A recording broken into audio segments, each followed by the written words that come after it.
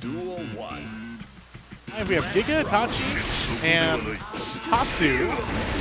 Gigaitachi, somewhat of a mainstay name at these locals. I'm not really familiar with Hasu, but we're entering into winners round 3, so both players have made it quite far in the bracket already as we're picking up stride midway through the bracket. Gigaitachi usually goes pretty far in these tournaments, top 5, top 4, top 3 in most of his runs, but we have a stacked bracket tonight.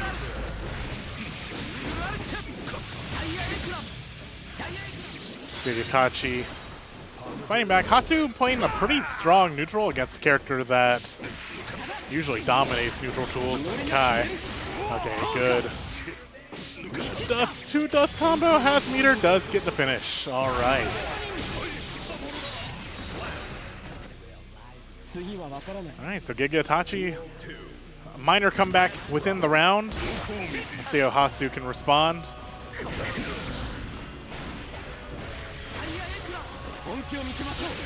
Ooh, okay. Yeah, this runs into a heavy fireball. Hard to fight through it. You don't really see Gigaitachi throw too many of them out, especially that close in neutral. Good sweep.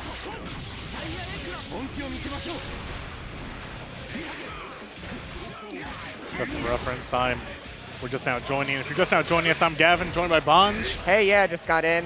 Midway through this set between, well, at the start of this set between Gigaitachi and Hasu. Gigaitachi trying to lock down round 1 here. Ooh, okay. So he's got it. Okay, he does have it. I always feel like those Kai like side switch combos. You trade the side switch for like a little less damage, and I always like get worried that it's just not going to be enough. Gigaitachi knows what he's doing. Yeah. Generally, I feel like when you can get that wall break out of it, it's generally worth going for the side swap because you get the damage boost from that. He killed before the wall break, either way. Yeah. Okay. Hasu, game 1, we saw a similar start, just strong neutral, but doesn't really keep the advantage that well, which I guess is like a no-go problem in general, but...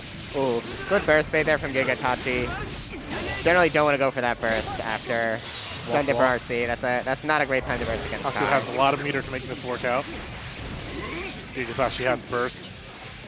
Ooh, okay, saves it. Oh, went for a second one! Okay, Gigaitachi's gonna take the round. He PRC'd the first throw to make it safe, went for throw number 2. Yeah. Didn't work that time either. I think Hasu has to establish the strike pressure a little more before going for the throw, because Gigaitachi's just not going to sit there and block.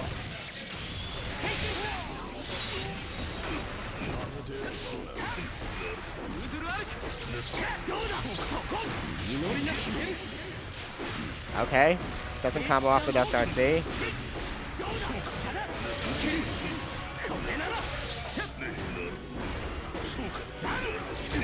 How do you find your way out? 6P is a good start. Okay. And built a lot of meter. That change where you build more meter when you have higher risk. Blocking that long, you're going to build a lot of meter, but it does not matter. Air fireball, just retreat back. You thought you put me in the corner? Nah, I'm fine with it. I'll just jump back. I have jump back fireball. I don't care anymore. All right, character swap potentially. Gigaitachi has to stick with Kai. What is Hasu switching to? Looks like no switch. He's just going to take that second just to breathe. Are you a supporter of that, Bonj? I am a supporter of that. Character select? I think it's nice. Yeah, I think it's worked well for me in the past of just composing yourself, maybe giving yourself a second to think about. He went through it pretty quick though. That's true. That's true. He took the minimum amount of time of calm meditation. Just I want nothing more than loading screen time. Sometimes it's just checking and making sure you're feeling okay about it too. All right, once again, another round where Gigaitachi loses kind of the early neutral.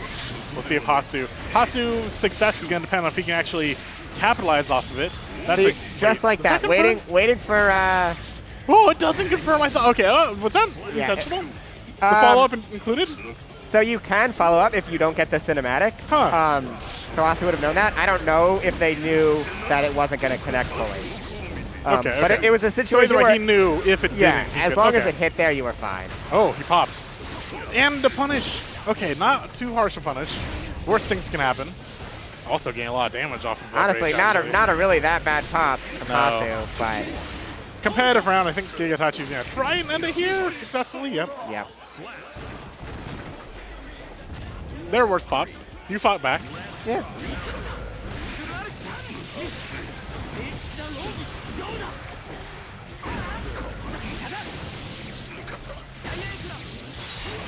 Gigaitachi just dominating each of these rounds once he withstands the initial rush there. Yeah, I think Hasu's got strong offense when they have low blood, but their high blood offense with Nago that's is exactly not what strong. it is. You're right. Yeah. Gigaitachi takes it 3-0. Like I said, main stain of these Xanadu events. I expect him to go far, continuing along. But, you know, that said, welcome to Xanadu 500, everybody. If you're just now joining us just for Strive, we had some Melty on stream. We had some, what did we play before Melty? No. There was some Uni. There was some Uni. I played in Uni. Yeah. They baited us at the, they bribed us at the start. Hey, if we get more Uni players, we'll have Uni on stream. So we had Uni on stream. It was pretty awesome. Yeah. That was my first Uni tournament win in like 4 years. Nice. Well That done. was great. Thank you. I didn't get a Strive win yet. That's why I'm here with you guys with Bonch. My name's Gavin. And welcome to Xanadu 500. So celebrating just technically under a decade of Xanadu weeklies at 500 total. I'm glad you're having us here for the FGC side of things. I know they've been celebrating Smash, Melee, other games throughout the month. So we're glad you're here with us for our local Mid-Atlantic, DMV, Maryland, Virginia, DC. We got a lot of Pennsylvania people out here today. We do. Actually. Yeah. There's a lot of people coming out here for the first time. A lot of new names. Kind of have to defend the house a little bit. Yeah. But good to see you guys. How are you, Bonch? I'm good. You know, been a while since I've made it out to Xanadu, so I know. yeah, it's good to see you again. Good seeing everyone. I braved the Beltway traffic today and made it out. There was traffic as well. There was traffic. There was a little bit of rain, a little sunshine. There was, rain. yeah. Very quick storm, and then there wasn't anything. It was odd. But yeah, I'm doing good. My map told me to change courses like 3 different times, and I made it. Well, so a lot of people made it out. Again, I'm just happy to see so many people out here at Xanadu. I mean, obviously, there's a few things that. So this is there's not. We're about to hit tournament season, right? So there's this monthly, next monthly, and then you've got Combo Breaker, you've got CEO, you've got Evo, Defend the North. You know, you've got a lot of majors coming up. And so these monthlies are starting to get more and more like true to, you know, you really need to practice to like start performing for majors. In 2 monthlies, I've been counting this in monthlies. In 2 monthlies, we're going to be playing Street Fighter 6. That's kind of hard to like think about. So I'm so excited. Oh my gosh. I hope you guys are excited. If you want to play, if you're a new player, casual, who's like, I don't really want to play Strive, but I want to play Street Fighter 6, come out here. Xanadu Games at Laurel Park. Follow us on Twitter to find out when these monthlies are. I'm just going down the whole list of advertisements today as oh yeah, thank you, Mr. Technical Director. We have Matcherino today as well to help celebrate Xanadu 500. So you see that little 10 on the screen right there? I'd love it if you guys add a few zeros there as we have Ronan Rorichi versus Rori Masters set up for you. You know, maybe you know, pick a player, pledge an amount if they win. I don't know, come up with some cool idea to give us more money. Yeah, no, we have a ton of good players fighting out in Strive right now. Oh, it's such a stacked bracket. It's terrifying to support out there, them. And yeah, make sure that they walk away with a little something extra for their valid performances. The next time the camera switches over to the audience shot, just start counting all the people there and how many of them can zero to me. It's a big number. Yeah, like I'm looking at the screen from left to right. I'd lose to them. Yeah, I think I could probably take. I could probably take Toph on the right there in Strive. Ooh. But no, he knocked me out, bro. I can be a little mean. Yeah, we've had a action-packed day of fighting games throughout the entire day. It's as the night closes here with Strive, we still have a lot of people just chilling out, playing casuals. I see some Skullgirls off to the side. We have a community Marvel tournament happening right now. Come on out, you guys. This is such a great time. Yeah, I think it's never about just one fighting game for events like these. It's just about people who love fighting games as a genre. A lot of people bring out games. I brought out Duelist of Eden. I saw that setup, yeah. Yeah, the little Mega Man Battle Network action, grid-based action. Oh, yeah, saw a few people trying that out. Might bring God of Rock next week or next monthly. We'll see. Yeah, I heard about that. Yeah. All right, looks like we're figuring out some technical difficulties, question mark. just to talk about these two players a little bit, tell the story a bit. Ronin Nagoriyuki, I have not seen him out very much. They played Jacko. That was my winners round 1. You see them on the stage. You see me not. So you can see how that went. Very, has some solid combo setup that I don't see from Jacko's. Normally I just get like oppressed to death by a Jacko. Ronin really played towards just really basic, kind of like Milia, kind of setting servants for that left-right mix. And then Rory Masters, a frequent Xanadu player. You often see him at the desk over here. Our resident Potemkin player. Very animated player, both off and on console, as you can see.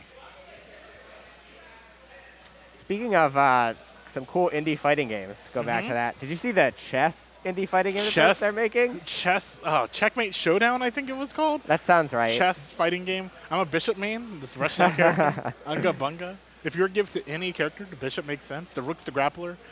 The mechanics for that game are really cool. Their TikTok has more information than their Twitter. Just accidentally stumbled upon it. If you have a piece, so you play chess, it's like chess boxing. You play chess, and when you take a piece, you start a fight. You have advantage if you're the attacking piece. If you have another piece flanking the attack, right, 2 pieces on one space, you get to call them as a tag assist. So there's like that deep layer strategy. You know, I'm gonna play it. I feel like the chess feels like kind of more like a placebo to the fighting game, right? Like it doesn't matter how bad you are at chess, if you're just like immensely good at fighting games, you're just gonna win every match. Yeah, anyways. it does seem like that. So I hope that chess is stronger than at least it seems so on paper. I agree. Yeah, as a person with some slight skill in chess, I would be glad to use that. You're excited then. Yeah. I think on Steam Indie Game Fighting Fest is happening right now. Yep. So a lot of those games. That's why I was playing Duelist of Eden earlier. God of Rock on the horizon. There's a lot of cool things coming up in fighting games, and of course, we also have Street Fighter 6 on the way. Yeah, I think everyone's excited for Street Fighter 6. I think it's gonna, not only is the game itself super exciting, but like I think just for locals like Xanadu, what it's gonna do is gonna be incredible. Have you played it yet? I was in the 2nd beta. I was as well. I was in the middle of a stream marathon actually. I was in the middle of a 24-hour stream marathon for myself, and I had like this whole schedule made, and like halfway through the schedule, I'm like, you know what? I don't really have to play another game of League of Legends. Let's just play 4 more hours of Street Fighter. Yeah, of course. Why not? I see the Matcherino has quadrupled in size since the last time I looked. If we keep doing that every 5 minutes, I think this will be a pretty good pot tonight. So keep it up, chat. By the end of this match, I would love to see that number quadruple again. A whole $1.60. That'd be pretty dope. And if you keep on quadrupling it every set, we might actually end up with a pretty nice pot here. I think we would. It'll be a nice pot anyways because we have a lot of players coming out tonight. We already mentioned that it's a very stacked bracket tonight. Yeah, biggest game here at the monthly, as per usual. Melty had a great turnout. A lot of people traveled for that. Congrats. I think who ended up taking it? Star? I'm not sure. I didn't. Well, yeah, it was Star, Cowie, and BKB took the top 3. You'll have to check Xanadu on Twitter for the order. Okay, we're finally back in there. I wonder. I could keep guessing at what the issue was. I'm a big supporter of make sure between long tournament sets on your stream setup to turn off your PS4. Like kind of refresh it. It gets a little sluggish over time. I can see that being a reason why they might have done it. Who knows? All right, Jacko Potemkin. How do you feel about this matchup, Bonj? I think this is probably a pretty good matchup for Jacko. Just because she has pretty good zoning. She can throw those minions out, and Potemkin can't really contest her if she's far away. And he doesn't really have the movement to move in on her either. So overall, I think pretty good for Jacko. When she's got pressure with those minions, it kind of gets rid of the threat of Potemkin kind of mashing out. He doesn't really have great options defensively, so he's kind of just got to hold that Jacko pressure. And I think that really works to her advantage. Of course, she's got low life, so, You mess up once. Yeah, Potemkin gets in there, and it could be GG's. There's that one point in Stripe's life where people considered, like, okay, Kai's better than Potemkin. We know that Kai's better than Potemkin. but the Pokai player has to play so much better, so much more consistently, that it's still Potemkin's favor. You mess up one time, you die. This is one of those matchups, right? Yeah. You can have everything on paper, but then Potemkin gets lucky once, and then you're erased, right? Yeah.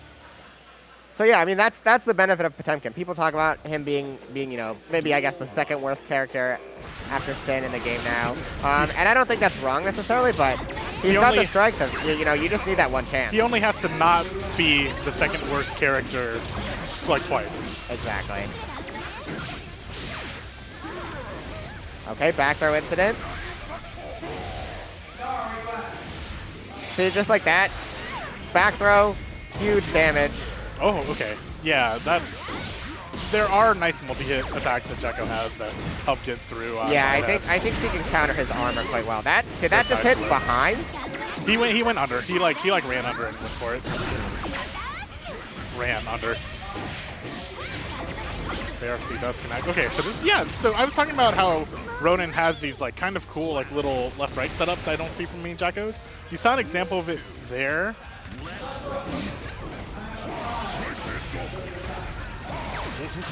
Yeah, but didn't keep it tight in that one instance, and another back throw from Rori gets him the round.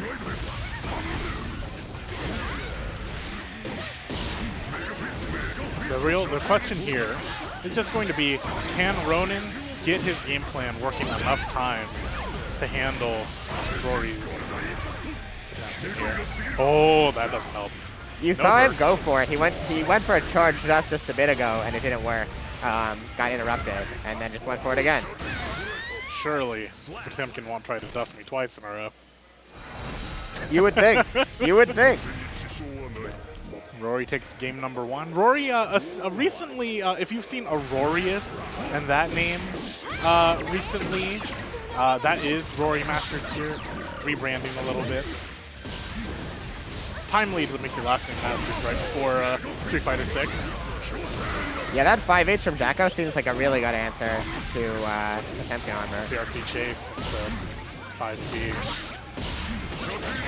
Ronin has been using the explosion command for the minions a lot, which is another thing that you really don't see Jekko players use. Yeah. And it works for him when he gets the combo started, right? Yeah, so far it's led to him getting thrown and him throwing, so haven't gotten to see an actual explosion yet. For the briefest moment, I thought that wouldn't kill Potemkin. I don't know why I had no faith, but... Now that super actually does a lot of damage. See, and these are like things that work on every character but Potemkin. Just went for 2D to set up Servant. He like landed the 2D. I'll put down Servant now. And Potemkin just walks up to you, and now it's the end result of the round, right? That was supposed to be a pot buster there, but doesn't matter. Gets the KO anyway. And that all started off of a confirm into armor. Yep. like Ronin did everything right, and still just Oh, that was a really good shield mid-air. Potemkin has a big big hitboxes. The hit behind him to trigger the shield. Okay, yeah, gets 2-1-4 out in time to break the armor. Yeah, good answer that time to the armor, but then just runs up and again. Match. That's really something you've got to be ready for. That's something that Potemkin players will do all the time. You know, There's the bomb. There it is. But that what happened? hit both of them. Oh my goodness. Oh, runs into 5P. Okay. Great round from Ronin, taking it back right there. Okay, so Ronin does have a little bit of sauce. Can pull it off. Yeah. But yeah, no, I was saying that Rory's been getting a lot of mileage out of that Hammerfall RC, which is, you know, a real go-to for Potemkin players. So Ronin should, you know, if they recognize that, try to be ready for that when Potemkin's got 50 meters. Call me bad at Strive, but I'm not a big believer in, just on the last frame. Oh, and then BRC to extend the dust combo. Barely doesn't kill, wow. I'll finish my thought in a second. Let's just let Rory wrap this up. Maybe. Chance here. That's This could be a lot of damage. Okay, this won't kill. It helps. Oh, it didn't even one yeah, I'm surprised. Honestly, that's probably better, right? Well. Use the wire speed. Okay. Able to get it out. I'm not a big believer in rally super for the servants. Ronin did it, and it just ended with him getting thrown in the corner. I don't know. I just don't think it's a great super. Is Rally Super the offensive one or the defensive one? It's the one where your servant meter refreshes, right? So I do think that's a good super, but not in neutral necessarily. I think it's a good super when you've got pressure and you see those Jackos just get you in the corner, do that super, and then like loop pressure forever, and there's nothing you can really do about it. I think in that sense, it's a really good super, but in neutral, I'm not as big of a fan. Rory, for the second time in a row, Ronan started his block string, kind of explosive, servant in the background. Rory just grabs out of it. Yeah. So Rory up 2. Ronan's going to have to reclaim some of that glory from game 2 to start coming back there. I really love the bounce servant 1 he's been throwing out. Yeah, no, he's definitely been using the servants well to get in. I think the problem right now is just he's not keeping his pressure quite tight enough, and you're seeing things like that where just a lot of back throws, a lot of able to get out of Jacko pressure, which is really her strong suit. You really want to be, you know, taking as much advantage as you can when you get in with those minions as possible as Jacko. Oh, okay. So we have bursts. So lot of charge shots in this set. Unfortunately, that was the one where Rory had bursts to stop it. This shouldn't work? No, it will not. Okay, I just had to second guess myself. Does it work exactly how I think it does? Okay, yeah, it does. Oh, gets the side swap into wall break. Not dead. Not dead. Has burst, doesn't have meter, but this is winner's bracket life on the line for Ronan here. Gets meter from that, so we are maybe 3 touches away from making a comeback here. Oh! Okay. Oh, Blake drops it. And another. That's what you said. Another back row. Yeah. Oh. You have to be so creative with like the few chances you get. Too creative. All right. Rory Masters takes the win here. Sends Ronan Ruichi back to down to losers bracket. Yeah, good stuff from both players. I really think it just came down to not keeping it tight enough for Ronan. But yeah, we've got a real treat of a match coming up next. Sorry, you saw me perk up there. Yeah. Mawuena versus Keep. Mawuena, who is typically one of the best players at our monthlies, 1st or 2nd or 3rd, most every time. And then Keep is one of our top, or one of the best Goldlewises I know. Yeah, just Dealey kind of holding onto the fort there. I have to go play my match. All right, well, I'll try to hold it down while you're absent. I appreciate it. Yeah. I will shout out that you guys did a really good job on this Matcherino up here. I just wanted to quadruple from 40 cents to $1.60. You guys went above and beyond. I think that's like some times 30. Do it times 30 again. Like, raise the pot. Yeah. I believe in you guys. But thank you, Bonj. Thank you so much, everyone, for watching so far. Keep enjoying. Yeah, thanks, Evan. All right, but yeah, we'll hop into this Keep versus Mawuena match in just a second. Then we see both of them getting ready. Mawuena on the left there, Keep on the right. Gio Goldlewis. Mawuena was telling me earlier that Keep isn't the most confident against Gio. So we'll see if there's any kind of matchup things that he ends up struggling with as Goldlewis. Now, obviously, this is similar to the Potemkin versus Jacko matchup. This is, you know, a matchup where Giovanna's got really strong neutral, really great movement speed, gonna kind of be able to run circles around Goldlewis in that sense. But Goldlewis hits so hard when he gets in that, you know, it really just takes that one chance.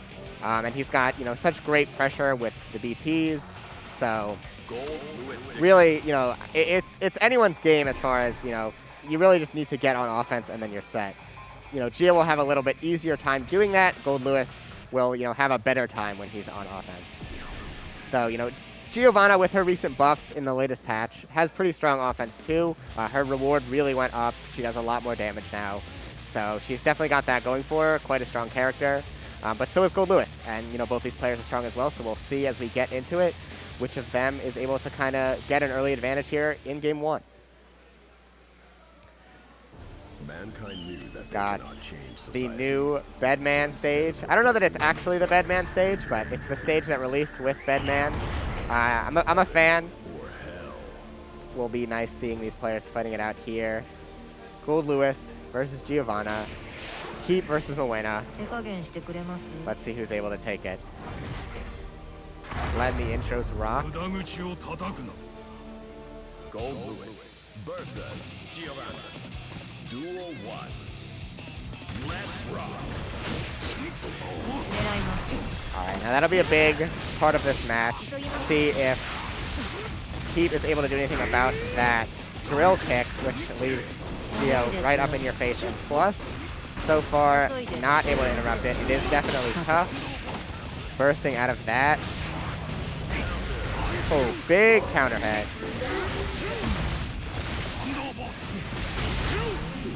Going for a little bit of mix, but you know, Goldlewis not the most mix-heavy character if you're able to kind of pay attention and see what's going on, but that is one of the areas where he has quite good mix, going for that backdash JK and taking round number 1.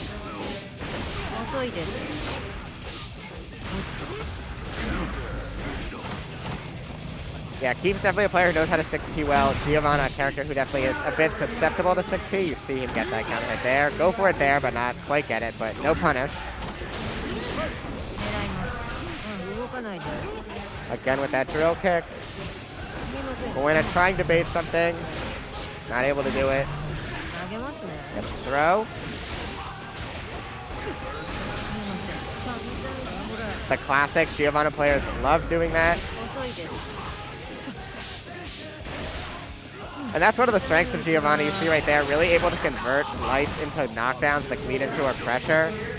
Not a lot of characters have that to quite the ability that she does. And then whiff punishing the Behemoth Typhoon. Heading into a final round now after Mawuena takes that one.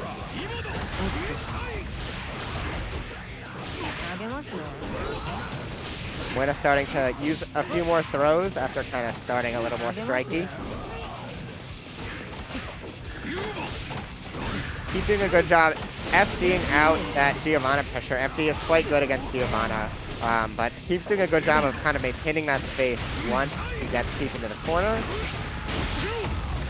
That cross-up Behemoth Typhoon seems like it would be really easy to see, and yet I feel like people just get hit by it all the time. And yeah, using that drone, nerfed from before, but still quite strong. Allows Goldlewis to really take control of that neutral, leads into a hit there for Keep, and he takes game 1. Duel 1. Let's rock.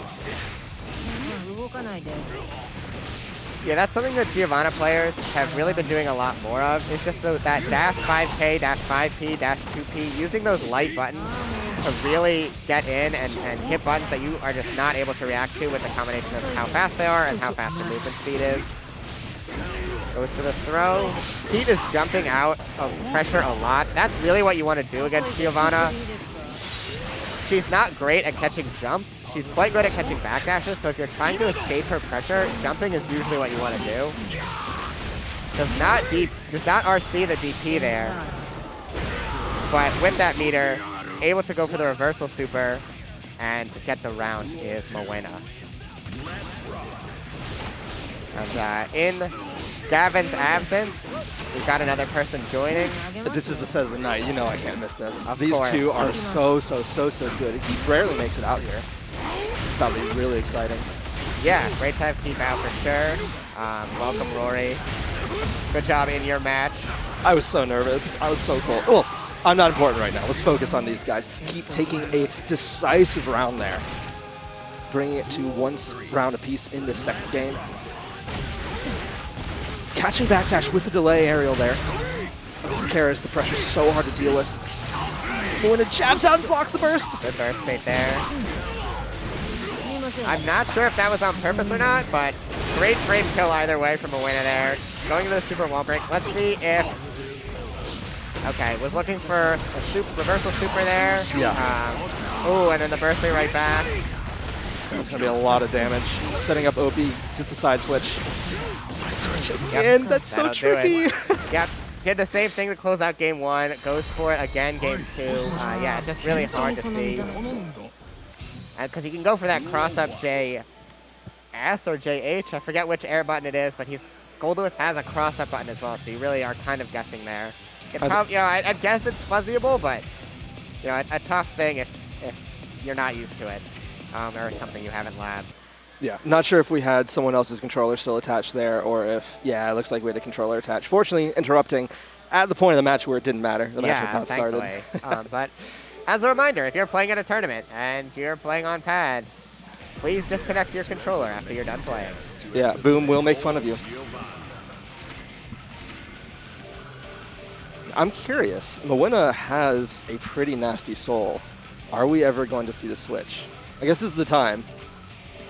Yeah, I would guess not in this matchup, just because I would think Giovanna, does better, unless he really feels that Keep individually has something against his Giovanna. But Yeah, Soul does have the DP, but Keep knows how to keep the pressure safe. yeah, so I think Gio is Mawuena's best character. It's not a bad matchup by any means, so I think it makes sense that he's staying with Giovanna here. Yeah, if Keep wins this, well, either way, this is going to unleash an absolute shark and losers. I feel so bad. Yeah, absolutely. I was seeing these two fight this earlier.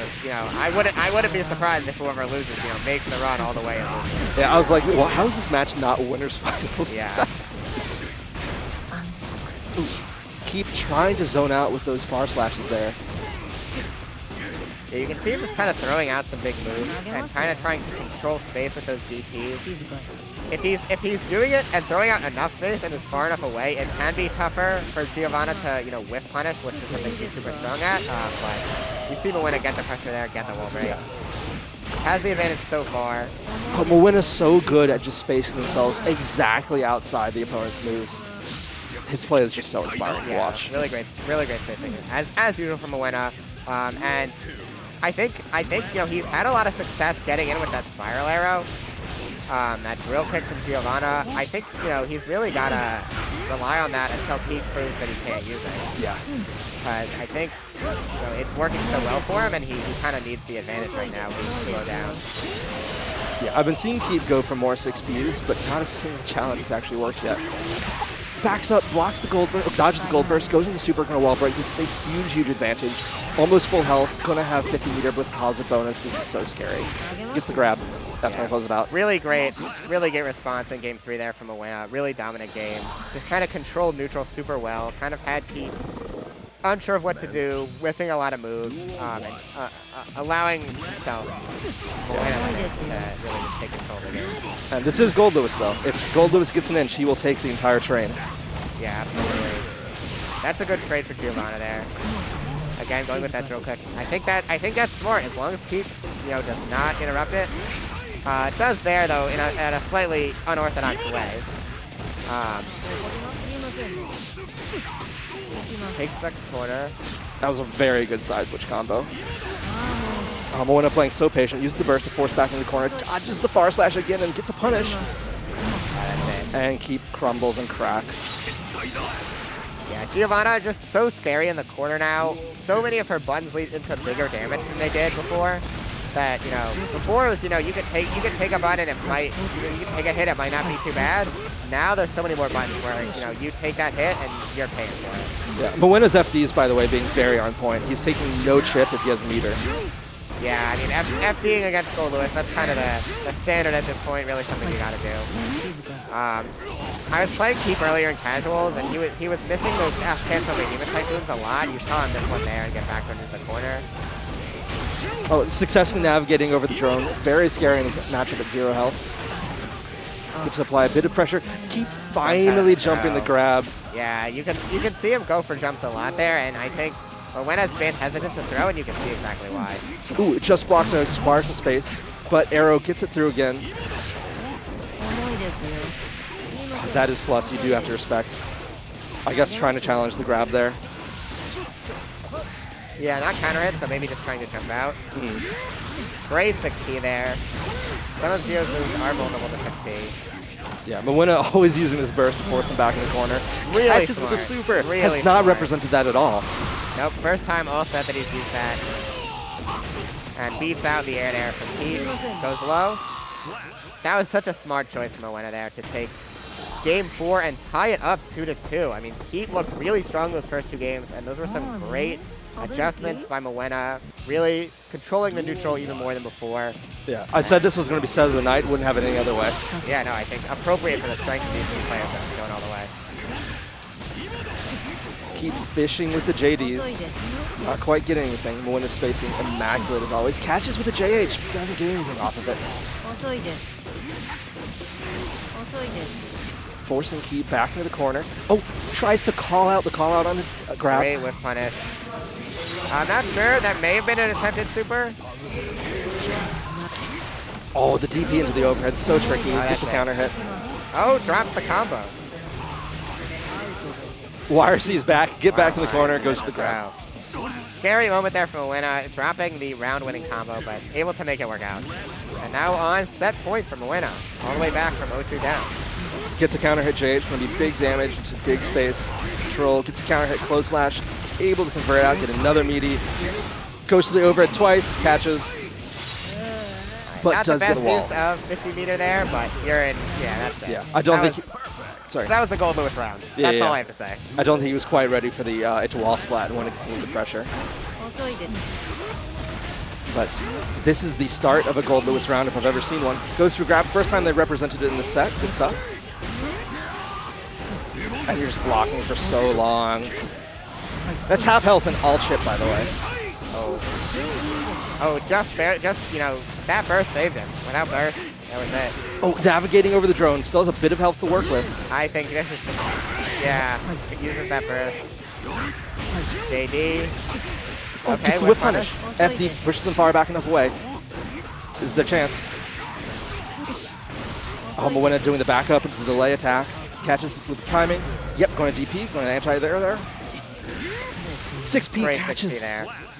There was a scary moment there that I do want to call out for Keith, and I think it goes to show that even at the highest level of this game, you know, there's so many things to pay attention to. So Keith had nearly 50 meter, and Mawuena got a hit and started his offense, and Keith FD'd Mawuena away immediately, and then lost meter and didn't get 50 meter. Oh. And then Keep ended up getting a hit and pushing Keep all the way to the corner where he didn't have meter. So I think it obviously worked out for Keep with that great 6P at the end, but I think, you know, if Keep had paid attention to his meter there and saw, oh, I'm about to get 50 meter, blocked a little bit, got a little bit more meter to have 50 meter, I think he's probably in a better situation there. So that goes to show just how many things there are to pay attention to in a super high tense, you know, last game, last round situation that there are. But, you know, Keep, you know, credit to him, you know, able to prevent the reverse 3-0 and take that 3-2 over Mawuena. Great set.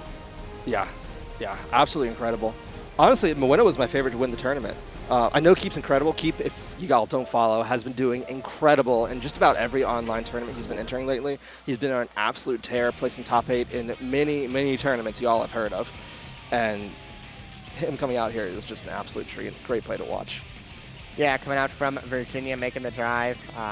Not always able to make it out, not often able to make it out, but yeah, always a treat when Keep's able to show up in person and show off his skills, as you know he clearly just did. Yeah. Now, I know I've seen one of these names before, but I don't remember what either of them plays. Do you know? So I do know Musty in the blue shirt there. He is a Kai and Sin player. He may just be on Kai now, given Sin's difficulties as a character. We'll say that.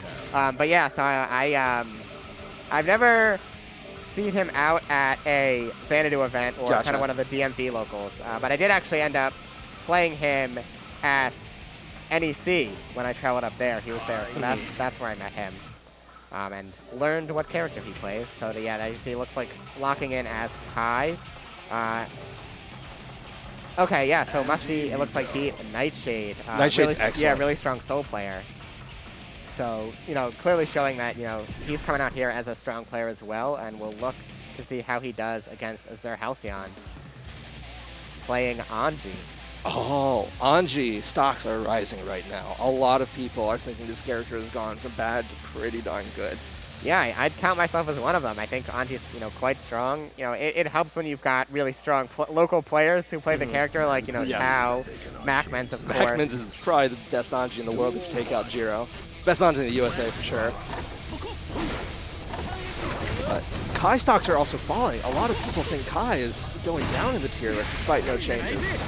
Yeah, you know, I don't think Kai's, you know, a super strong character, but I do think, you know, he's got a lot going for him. I think you could certainly make it work with Kai.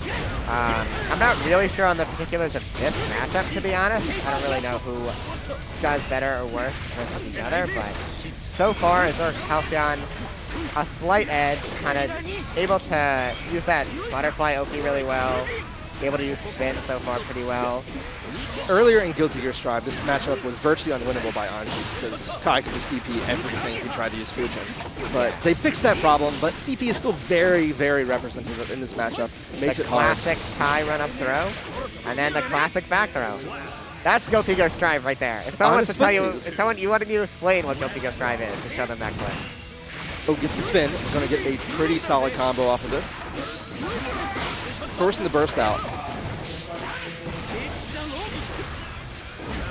Ooh, whips with the grab. Good throw, Musty's bait. going to get a very strong corner presence here.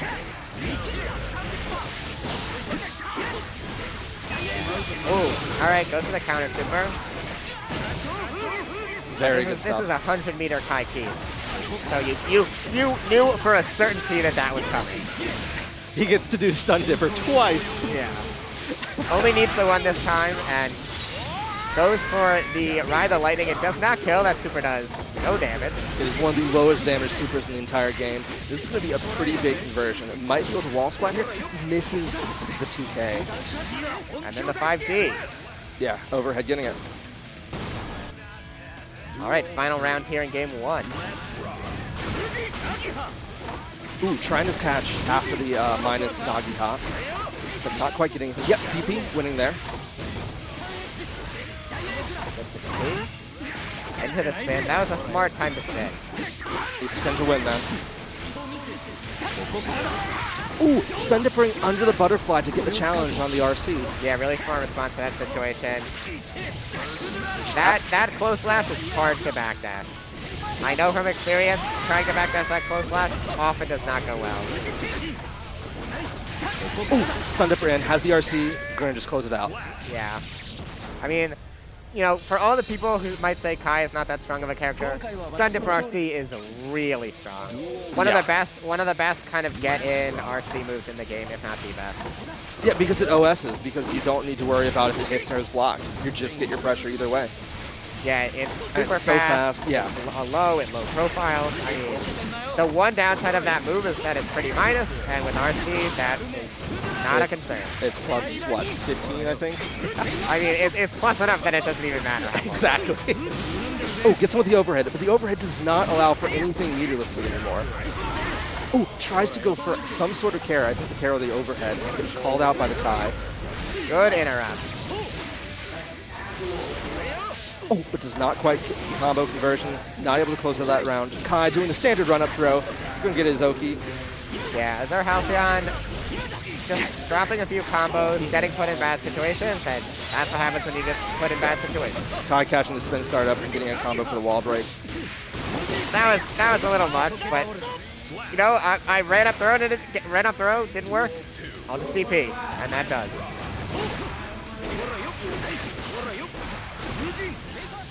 Oh, empty. Base the DP. Big damage and going to get the wall splat. Anji having the positive bonus jail. Very potent. Yeah, that was, you saw Musty kind of go for DPs in that situation where it was kind of mid-pressure string from Anji. And, you know, good adjustment from AzureHalcyon to take advantage, but then the gold burst from Musty and able to turn things around. Big meter advantage for AzureHalcyon and burst. And still on positive bonus. Both players still have positive. There's the burst. Stun Dipper. RC. And that counter will do it. I forgot that counter beats projectiles. Yeah, you can see that it's that different animation. You get that animation if it's a far hit or projectile, but you know, still able to counter that move. Unlike something like Viking's parry, that super parry will beat any kind of attack. Oh, getting a good chase down, but not able to convert into anything. Anji back in the wheelhouse. Stun Dipper RC so good. Get in there. That's going to be a big damage combo. Carry through corner. Choose to take Oki rather than Raw Splat. I agree with that decision. I'm just trying to zone him out from here.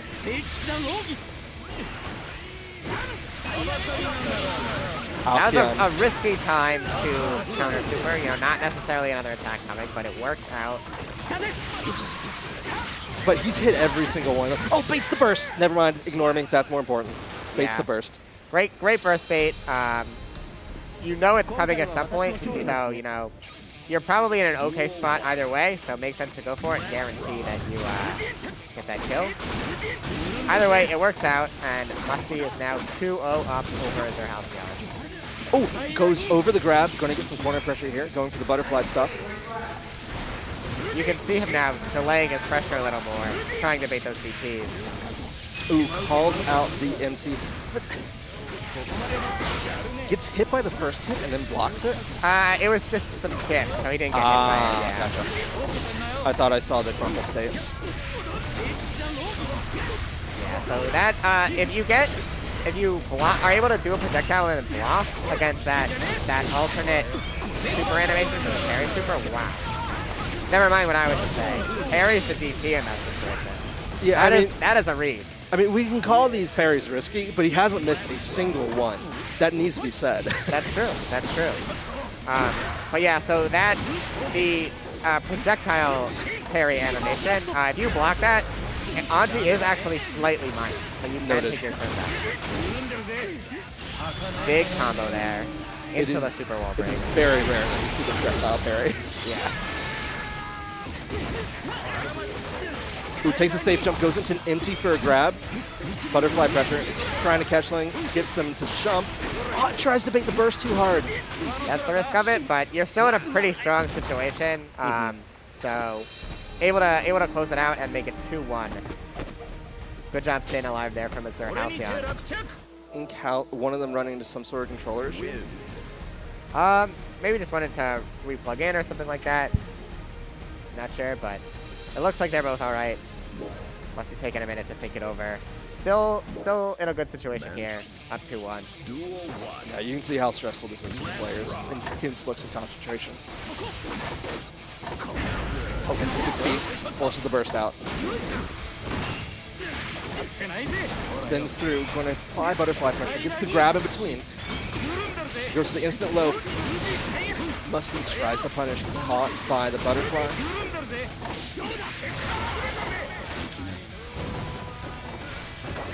Oh, dodges the anti-air, but still gets caught anyway. Stun Dipper does have the 50 meter, dodges the grab attempt.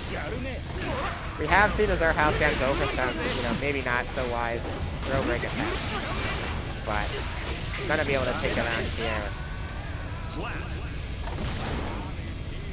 And yeah, I think, AzureHalcyon obviously still down for now, but a lot has been working for him this set. His spins have been really good, his parry supers have been really good, and those are thought of as, maybe not on his best options, maybe a little riskier, but when those are working, you definitely have a lot going for you. Halcyon successfully getting in, corner apply, corner pressure.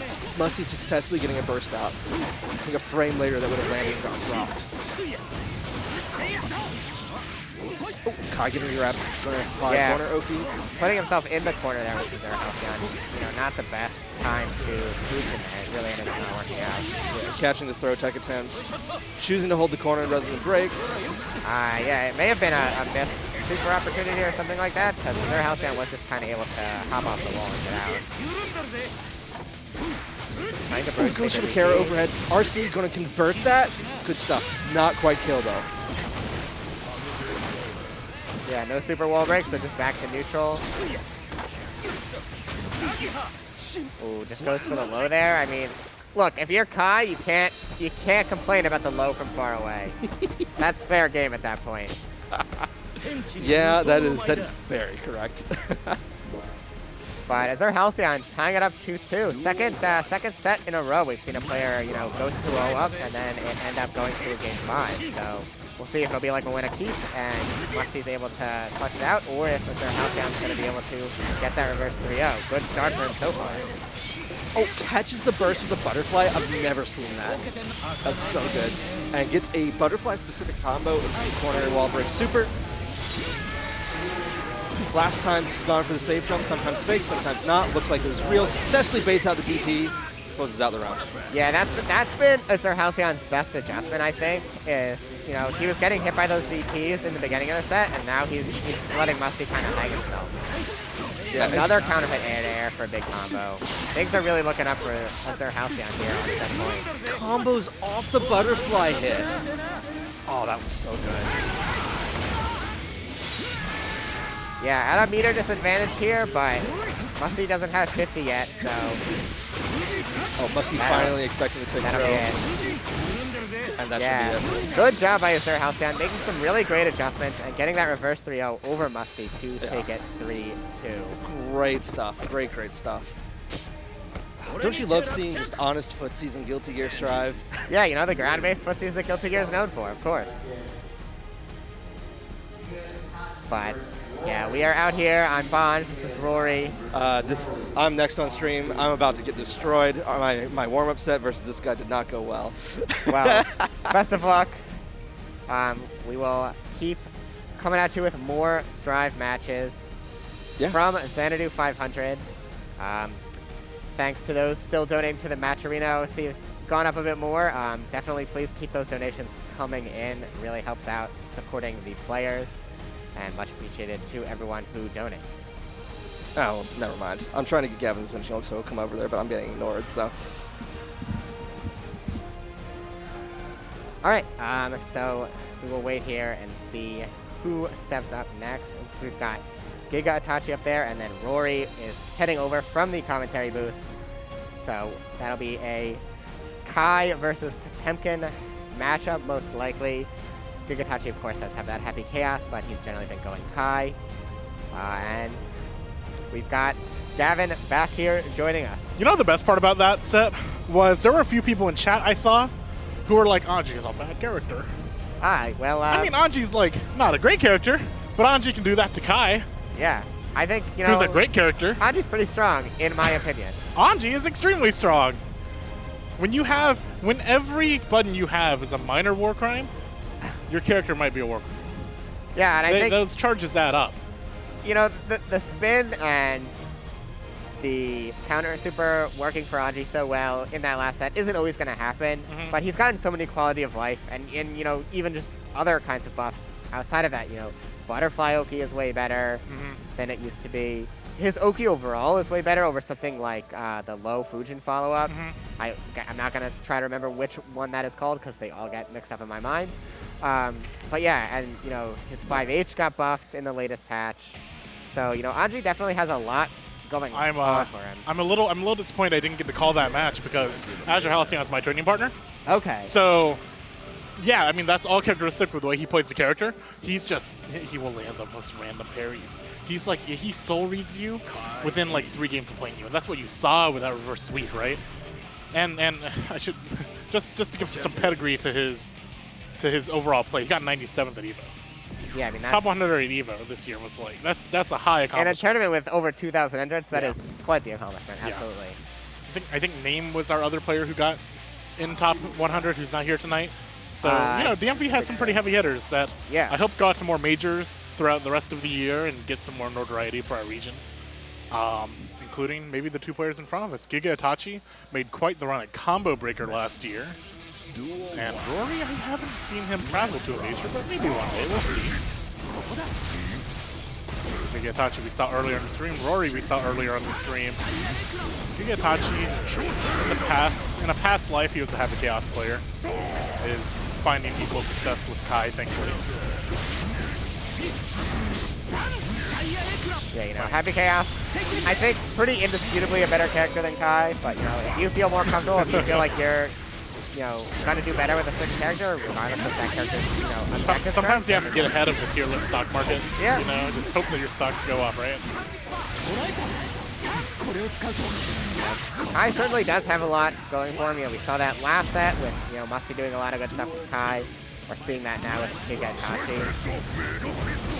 Definitely a character who, you know, not the strongest in the game by any means, but Kai's the kind of game where, you know, you can win with that kind of character. Good burst timing by Gigaitachi there, just doing everything he can to maybe not fall into a pot buster. Rori just slowly walking Gigaitachi back. Goes for grab. Kind of chipping away at neutral here. And, you know, with RC, this should close it out.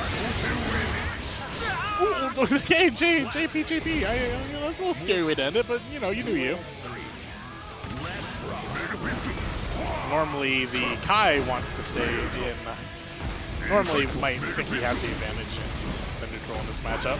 So something I see Gigaitachi not doing is challenging after forward Mega Fist. That's actually minus even on hit. So far, when Rori is using that, you know, Gigaitachi's jumping away, defending after getting hit by that. It's absolutely his turn. He can hit a button. Might be scared of, meter tricks just like we saw right there. But no, you're right. You're right. Ooh, that was a little delayed. That was crafty. We're in the corner. Stagger kick over. No super wall break. So no hard knockdown. Falls back. PRC. Okay, Yeah. great burst again. I think that was smart from Rori. Not going for the pop buster as much. I think, we saw that earlier where Gigaitachi is, not a kind of player who's going to sit there and block unless you make it. And so I think going for that, more strike pressure, even with Potemkin, who, really wants to throw, I think is going to be smart for Rori. But so far, it's Gigaitachi taking control of things.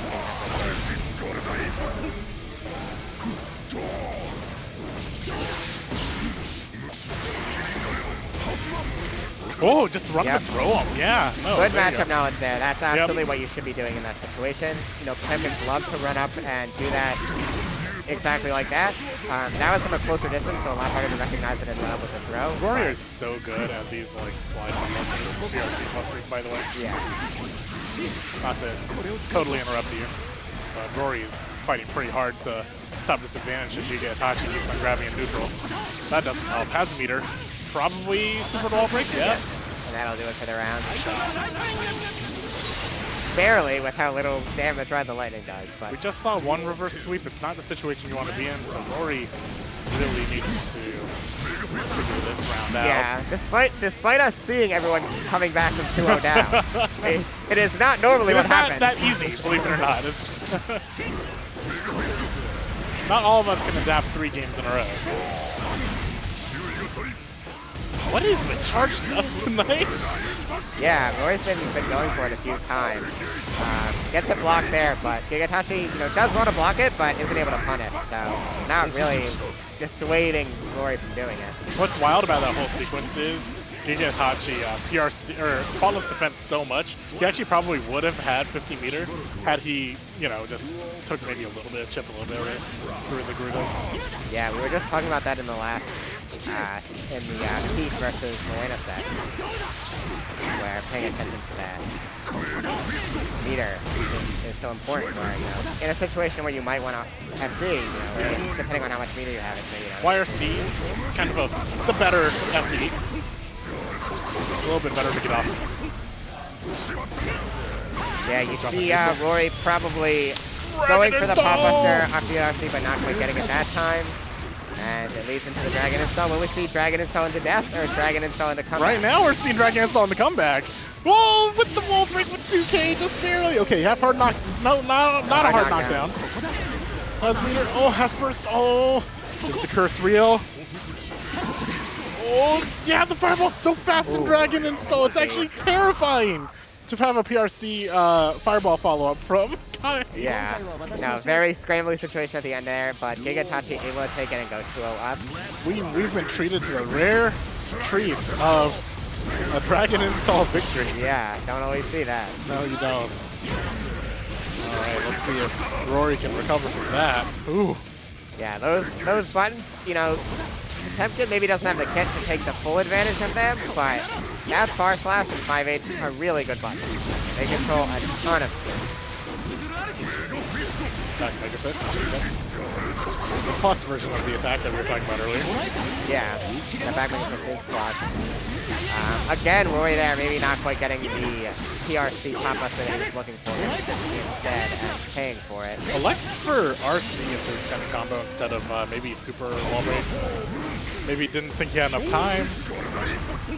Yeah, again there, I'm not sure if that 6P was what Rori wanted there. Gigaitachi just winning games with jump back fireball.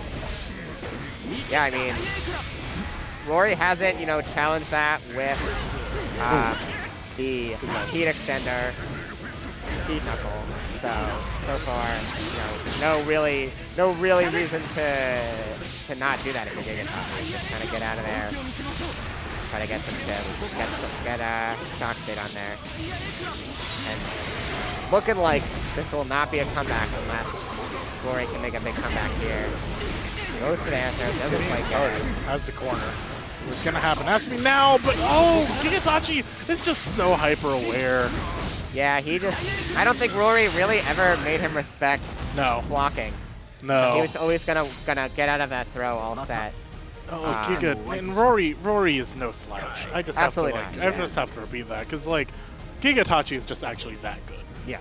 He's grinding Guilty Gear Strive, and as you said, some people might call it a bit of a demotion, going from Happy Chaos to Kai. I would call it that. Yeah. And Gigaitachi's making it work as we see repeatedly in our monthlies. Yeah. No, I mean if he feels more comfortable with the character. Absolutely. Have it. Yeah. Maybe part of it is just like adapting to the region. So we have a lot of Giovannas, we have a few Goldlewises, we have a few Milias. Chip maybe you just want a solid, strong Shoto with a war crime sword. Yeah, I mean there are certainly plenty of players making it work with Kai at a very high level. So That was winners bracket. So that is not the last we will see of Rori Masters, but Gigaitachi joining many others in our top 8 for making winner semis off of that match, I believe. Looks like we're taking a second to get our next match started up. Let's talk about where we are today, because we're at Xanadu Games at Laurel Park, celebrating a very important milestone. It is Xanadu 500 weeks straight. Maybe I shouldn't say straight. 500 weeks of Xanadu weeklies and Smash, FGC events, many others. They do really cool things out here. Have you ever been to a glitch, like when they had the FGC mixed in with I have not. I do know the event, but I've never been to it personally. So they also have had speed running at those events. Xanadu's hosted Pace, so a lot of a speed running marathon for charity, which has been really cool. Obviously, the household name of Smash Brothers has supported FGC here, as you can watch with us now. It's pretty cool that, and I just want to give my congratulations to Xanadu for making it this far with this many weeklies in support of the communities they're supporting. I remember, being fledgling in esports, enjoying some arcade FGC, enjoying my local Smash scene in the Carolinas, and just watch VGBootCamp on any other given weekend. Yeah, it's definitely one of those that I think some of the first things I got into FGC-wise was kind of seeing those VODs from the bigger locals, and there was NLBC in New York, there was Wednesday Night Fights in LA, and then there's Xanadu out here in the DMV. Definitely one of the ones that I think has made a name for itself. Yeah, and if you want your local to celebrate their 500 week anniversary, support your locals, everyone. People who are watching across the nation, go look up your local, hang out with cool FGC folks in your area. You've got Street Fighter 6 coming out pretty soon here. Has plenty of motivation. If you're sitting there thinking, I don't know if I really want to go play Strive, I don't really know how to play Blaze Blue, I don't want to play Under Night In-Birth EXE late, go play Street Fighter 6 at your local. Go Google it, make some friends. Yeah, I mean, I'm sure there'll be plenty of people coming out of all skill levels. We're seeing some amazing players in Strive right now, really talented fighting game players. But it's the your great chance thing about, to get your start. Yeah, the great thing about locals is they're welcome to. They're a welcome place for everybody. Yep. So if it's your first fighting game with Street Fighter 6 and you're just learning the ropes, there are plenty of people who will be happy to have you and teach you and play games with you. Come say hi to me in Bunch next monthly. All right, we on the screen have AzureHalcyon and Keep. That is a terrifying matchup. I think Keep is extremely good at Guilty Gear. Absolutely agree. And AzureHalcyon, as I said earlier, I might be a little biased. He's my training partner. I like it when he does well. I like it when anyone from the DMV does well. I think this is going to be pretty freaking terrifying if I were playing Anji into Goldlewis as good as Keep. Yeah, absolutely. Keep was on stream earlier, so was AzureHalcyon. You have to imagine they might have been watching at least a little bit of each other's play. I don't think that, at least in my local friend group, we don't have any Goldlewis players.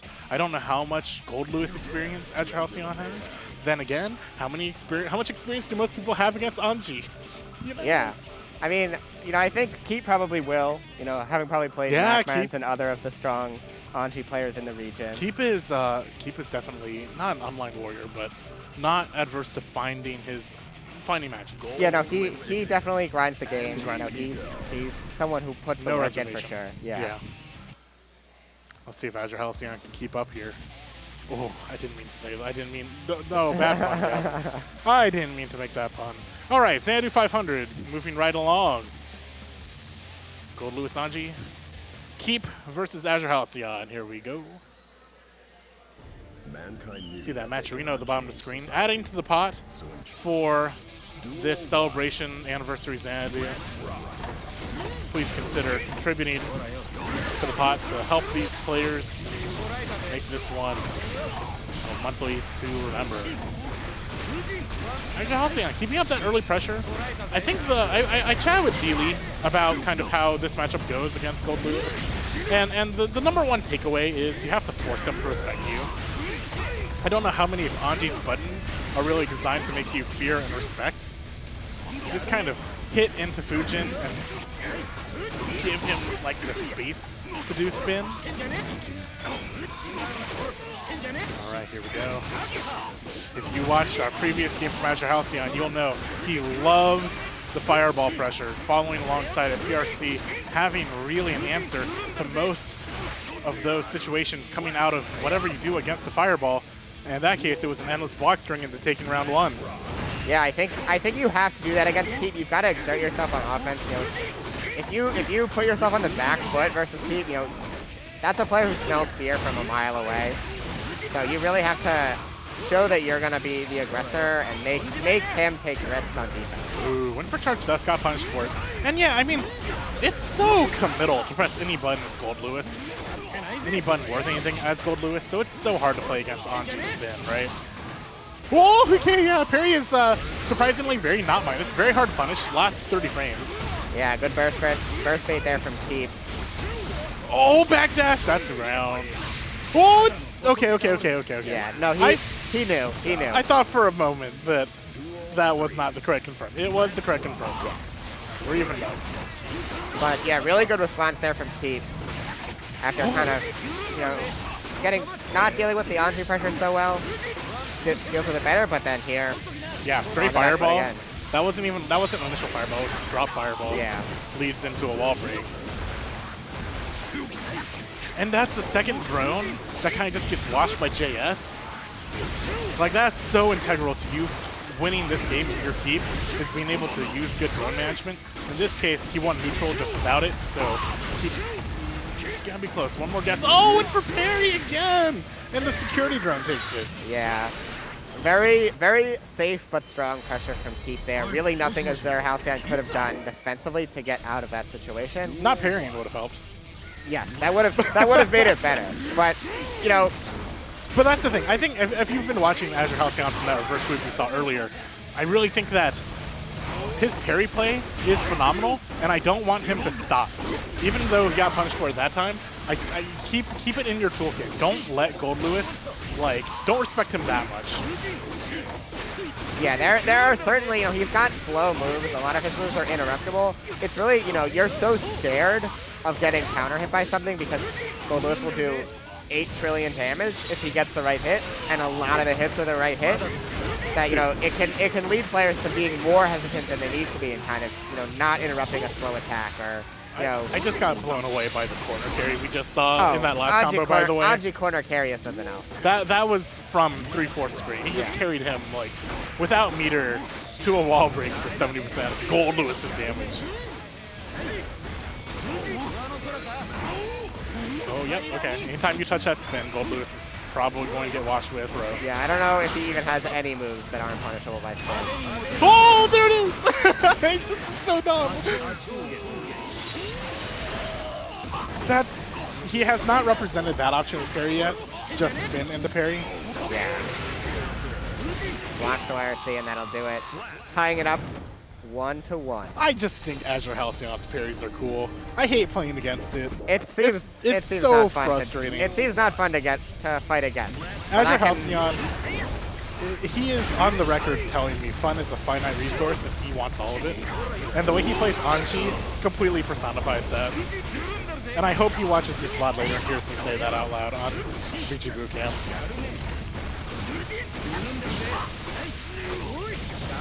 Easy wall break. Oh, no, okay. So, well, I mean, he chose pressure instead. Butterfly. Actually, probably best if he got hit by the first butterfly on air, so he kind of landed safe. Gigaitachi finds way out the corner. PRC, low kick, and to confirm for the win. Yeah, did that throw the first time, low the second time. You know, I think there are some people who will say, you know, going for that RC is maybe not the best piece of 50 meter, but, you know, working out so far. When you have more than one option to represent, when you do that PRC to throw, or PRC to low, or PRC to overhead, that's when it like really starts to like, oh, I see PRC, I just stand up. No, actually he threw you this time, right? I mean, it's like traditional strive versus traditional fighters, right? Like, do you earn the corner or do you earn the wall break? And some players and characters are just completely comfy with keeping you in the corner, right? Yeah, absolutely. So that spinning the JD, that was actually not a punish there. But Keep still was hit. Gets put in the corner, but now gets out. Yep, if that isn't needy, you can absolutely throw that there. I like how Keep Abare mashes out just to get Abare back. Yep. Immediately. Another very Guilty Gear Strive moment.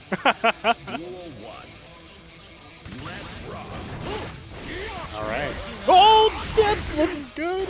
All right, so if you're Goldlewis and your opponent doesn't have burst, you're probably going to win the round if you start like that. Yeah, this is another Goldlewis round for sure. This is a Strive moment. Still alive. Anji has big guts.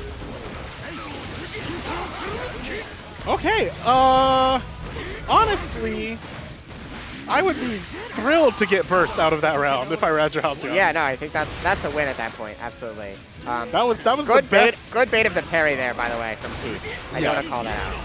Still, the best worst case scenario for AzureHalcyon right there. Needs to turn this into a bear case scenario. Okay, that time it is a punish.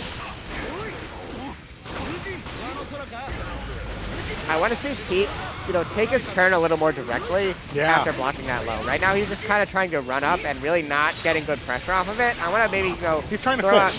Yeah, I don't know that Goldlewis can really get a good punish there. Oh, so fast, Nagia. But yeah, I want to see Keep in the. You want to see Keep do more like light aggression instead of per se like trying to shimmy in. Right. Maybe. Just hit a far slash, hit a 2S, something like that. Gets the back he needs to find easier paths to starting his pressure. Because right now, I'm scared for AzureHalcyon to get out of this as he immediately 6Ps and takes neutral. But okay, keep one out that interaction finally. That's the kind of aggression that you were looking for. Yeah.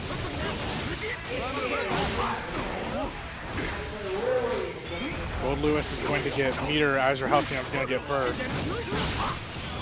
Oh, yeah, that should be it. That's blocked. Yeah.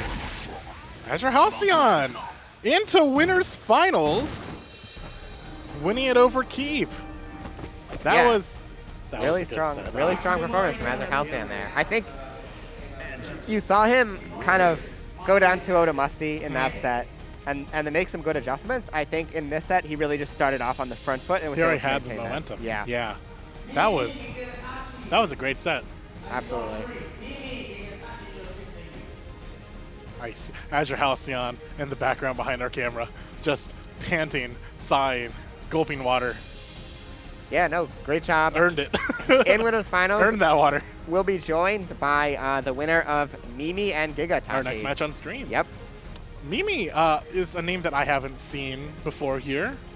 I played them in Melty, fought very hard, and obviously if I played them in Strive, I would probably get crushed because if you're making it this far against Gigaitachi, your other match in winner semis, you've got some sauce. You've got some secret sauce that you're ready to show. I am excited. Yeah, I'm definitely excited to find out Mimi's character, even. I'm also not familiar with them as a Strive player, so. If you've been entertained by our matches so far and you get entertained by this one, considering donating to our match arena on the screen here, this is in celebration of our 500th weekly here at Xanadu. Our 500th weekly celebration kind of month we've got going on here. Alternatively, support your locals by coming out. Come out to our next monthly. Keep an eye on Twitter for when it is. Come out to our weeklies for the FGC on every Thursday here at Xanadu Games at Laurel Park. Come meet such colorful characters as Top 4 Happy Chaos. Okay, so we do. Is this Mimi with the Happy Chaos? It looks like, and then Gigaitachi on the Kai. Duel 1. Let's rock. Yeah, that is what it looks like we'll have. Mimi Happy Chaos against Kai Gigaitachi. So Gigaitachi should have, you know, some pretty good matchup knowledge here. Obviously, Happy Chaos is a character that he plays as well, so hopefully that'll help him out in fighting this character, though, you know, however much you know or don't know, fighting Happy Chaos is still tough, but great job there, turning the tables, side swap into the wall break there. But it's kind of wild how some characters, sometimes you just don't know how to fight against your character, your own character. I'm like the epitome of that. I play Leo, I think. So all Leos are just have different degrees of like, I'm good at this beer or not. That said, it seems like Gigaitachi does know his way around the Happy Chaos matchup. Yeah, he's able to kind of get out of those disadvantageous situations really well, which is important against Happy Chaos because his pressure is so strong. Excellent. JD into wall slump. Fights right now. Oh, wow. Good BRC. 5K. Winning neutral back. Curse right before the wall break to have that ready in neutral. Fireball's going to hit. That's big damage. Big damage. No meter for the follow-up, so we're just like... Yeah, smart to not break the wall there. Yeah. Some standard pressure. Gets to guess twice. Gonna get meter in the course of these next few seconds, more than likely. Not quite quick enough, but no burst speed. PRC into just jumping up with JH. Yeah. JS, excuse me. Yeah, no, that was a good good job by Gigaitachi. Again, I think, you know, he's getting put in these tough spots and he's fighting out of them really well. Stone cold expression from Gigaitachi. This is a normal Saturday for me. I just play Kai, lean forward, get W's. Gigaitachi is here for the win, man. He's such a cheerful guy. I don't know if you've talked to him that much. Yeah, Gigaitachi just like strikes me. I'm just happy to be here playing Kai. Absolutely. Too far for that 5D, but the stun dip RC, that you know it's coming and you still can very often not do anything about it.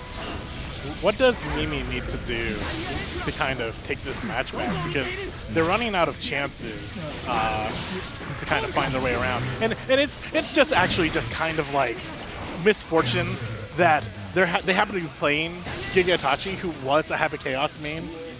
But what needs to happen, Bunch? So, I'll be honest, we've seen Gigaitachi, this is the third time that we've seen him up on stream.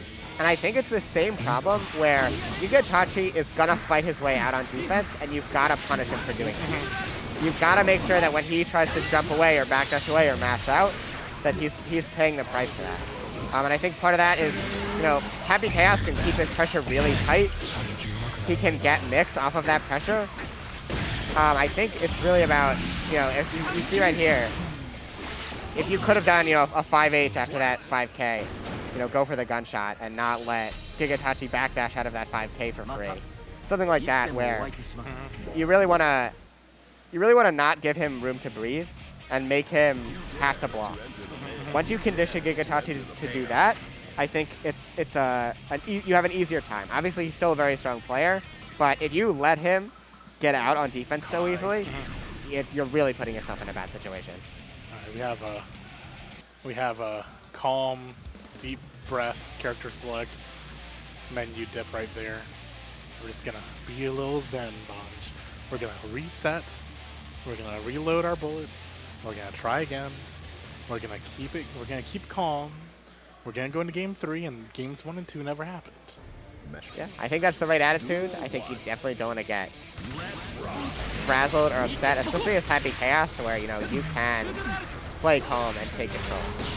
That's kind of what you want to do. You don't want to play too risky because your non-risky gameplay is so strong. There's no need. Oh, put himself in the corner. Oh, okay. Actually, just really good patience from Mimi there. Just kind of let Gigaitachi fight his way into the corner right there, right? There you go. Yeah. There you go. Exactly what you Right said. there, yeah. Gigaitachi fights out of the corner. You have to punish it. That was the moment where Mimi didn't. Yeah, I think, if you look at Mimi's pressure, I think they're just, not quite, keeping it tight enough. I think, going for that high-low mix that Happy Chaos has, throwing in those 5Ds into gunshot that, let you get a mix where you're plus if they block it, things like that. Oh, the PRC didn't reach. You don't need to do things like stagger pressure as much or go for throw as much that are riskier because your pressure is so strong. And I think, so far Mimi isn't quite taking enough advantage of that as Gigaitachi is now on set point.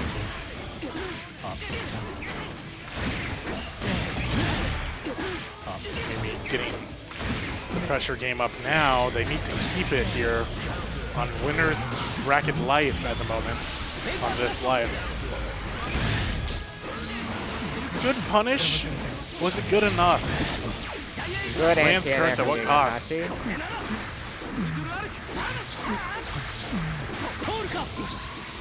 A little too far again for that 5G, but it does not matter.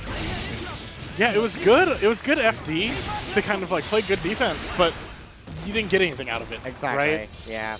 Gigaitachi just able to keep up that really strong pressure and gonna take it 3-0 over Mimi and move on to winners finals versus AzureHalcyon. Again, I just have to say that's like, it's somewhat unfortunate that you happen to play against a top area Happy Chaos, former Happy Chaos main, right? Yeah. I wonder. I mean, I can't imagine that wasn't a huge factor in that win for Gigaitachi. No, I think you saw he knew when to backdash. He knew when to challenge. He made it so that you had to have, your really, gameplay had to yeah, be you had to be on your game, Yeah. or he was gonna make you pay, and I knew he exactly. No knowledge checks required. did. Yep. All right, that's not the last we'll see of Mimi. Mimi will rise through the ranks of the lower bracket. May see them again, but that, like you said, that sets our winners finals. AzureHalcyon versus Gigaitachi. Played quite a few casuals against each other pre-tournament here. Every time there is a monthly that they both attend, I see them always playing quite a few sets against each other.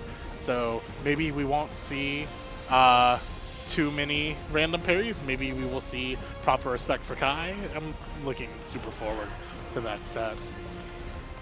All right. Yeah, it looks like per the bracket, we don't quite have our losers top 8 yet. It looks like we do have Zwei and Mawuena both in there and waiting for both of their opponents. Okay. To see who those will be. So I have time to chill the Matcherino then. Absolutely you do. Oh my gosh, I just love Matcherino, Bonj. I love it when our top talent in the DMV, in Maryland, in Virginia, in DC, in our locals get paid what they are worth.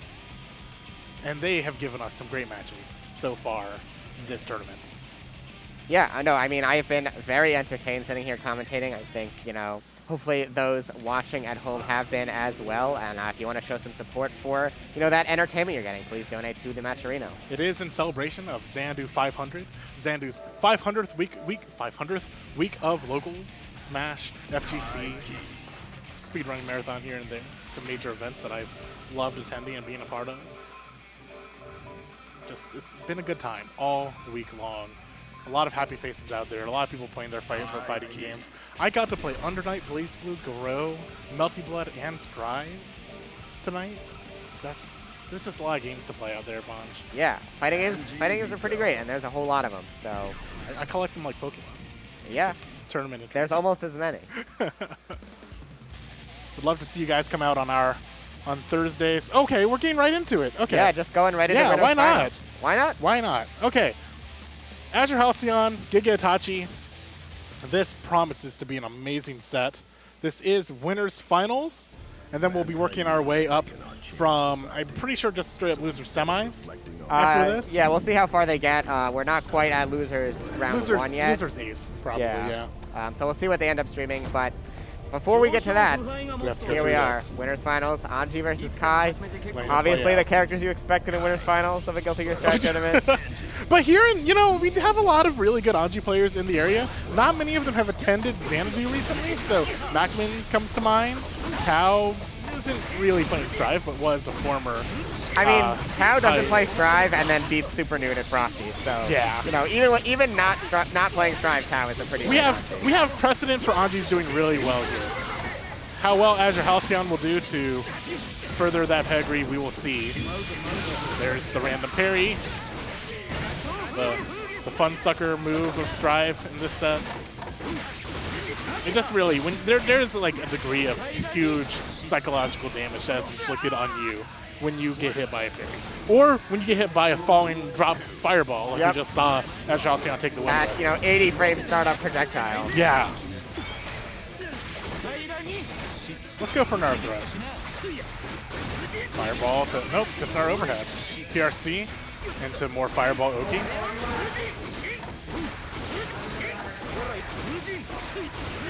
One day, Gigaitachi will get to play the game. Oh, that was a really good run up throw. A lot of times Kais will run up the whole screen and throw, and it's a stereotype, but in that case, that quick run up, taking advantage of the gap, getting the corner, really good from Gigaitachi. Oh, Dragon Install! That gives Azure a meter. Does that hard knock down if you Dragon Install? Yep. So no! It does, and that'll do it. Oh my god! Dragon Install into wall break, hard knockdown combo for the win. That was one of the coolest things I've ever seen in my life. Really great comeback there from Gigaitachi in that round. You can't throw with Dragon Install if you kill with Dragon Install, I guess, right? Yeah. What an awesome option. I've never seen like quite that sequence of events before. Okay, we hit the first spin. Fujin Terror starts now. That'll be big damage. Oh yeah, no wall break, so you have to deal with Oki from this, and that's just a throw. AzureHalcyon, you just want to get thrown through the wall. You just don't want to have to keep on guessing through the Fujin. And you can see the difference here. AzureHalcyon kept his pressure tight, got some big hits off of it, and then was able to mix that throw in because of it. And you mentioned on our last set with Gigaitachi, his strength was being able to fight out of the corner, right? But I think AzureHalcyon is that like alternative route where I'm not going to give you a chance to fight at all. You're just, right now, you're in the corner, and you're just staying in the corner until you hard guess correctly right there. Yeah, needs the DP to get out. A bit of a weird PRC there from AzureHalcyon, but using that spin against Fujark really well. Into strong Oki in the corner. Yeah. Had meter to cancel the overhead. Oh, wow, what a tall hit. That is a thing with Anji where sometimes his moves will go the wrong way. Oh, that's an important knowledge check, by the way. Sweep to get punch fireball. Yeah.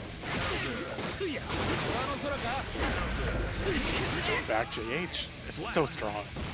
Yeah. He's so good, Bunch. I mean, we're seeing it right here. Gigaitachi's been, cooking, and AzureHalcyon is really taking it to him. Oh, yeah, I mean, and that's the other thing. I think there's this idea where you just don't want to waste any motions. You don't hesitate. Have a hitbox out at all times, right? And I think AzureHalcyon's playing with that sort of style of, if you think I'm whiffing, I'm not actually whiffing. You're just going to run to like 60. Parried. There goes the meter. Yeah, I'm not sure about that one. I guess maybe he was expecting a DP, but... Oh! Looking for DP again there, I bet. I mean, he definitely has the rounds to do this. Charge Dust coming by Fireball. There's the DP. What do you do? Spin over it? Nope. Light jump. Just covering a lot of space with hitboxes there makes it really hard to do anything. JD would probably be in a lot of buttons there, but not yeah. Here we go again. Backdash that time. I want nothing to do with your kickflip, Kai. Oh, no punish. Okay. AzureHalcyon definitely looking to gain cornerback. Instead, falls into shock state. Again, another drop combo. BRC to cover a missed Fujin. That combo from AzureHalcyon there, though. Gonna get burst for the final. Yeah, this is an okay touch situation. here. No Oki off of this wall break. Doesn't quite get the punish. And we know that AzureHalcyon only needs one touch to make this work. RC doesn't connect. Okay. Oh, doesn't go for the throw that time. Goes for it there, but now is at a meter disadvantage. Not really going to get to use burst. He does get to use burst. Oh, PRC's going to catch. No, Fireball doesn't connect. Has meter, so next touch from Azure is going to turn to an RC. Gigaitachi has no meter to get out of it, and that should end the round. Yeah, wow. Really Gigaitachi as mind blown as we are. No, that was great play by both players. Really pushing back and forth in the end of that round. AzureHalcyon just able to take it. Gigaitachi just giving AzureHalcyon the smallest just moment to breathe. Standing or 5S instead of 5H. I think 5H. I don't exactly remember what happened. I think that Gigaitachi certainly had a better button to press to actually finish off AzureHalcyon there, but instead went for light combo stagger, and AzureHalcyon just mashes burst. Yeah.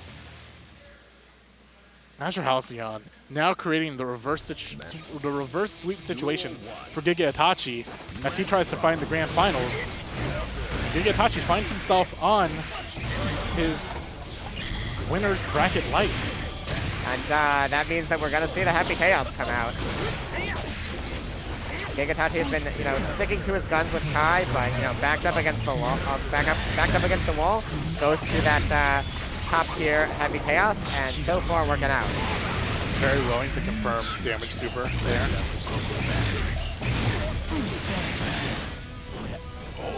Oh! So close. Oh, that's really hard to fight through double clone with Fujin. Oh. Yeah, and yeah. AzureHalcyon just couldn't quite get his footing to punish. Yeah, you can see him really trying to get in and get through that zoning. And Anji does have some tools to do it. Gigaitachi even taking a negative penalty to get away from all that. Yeah.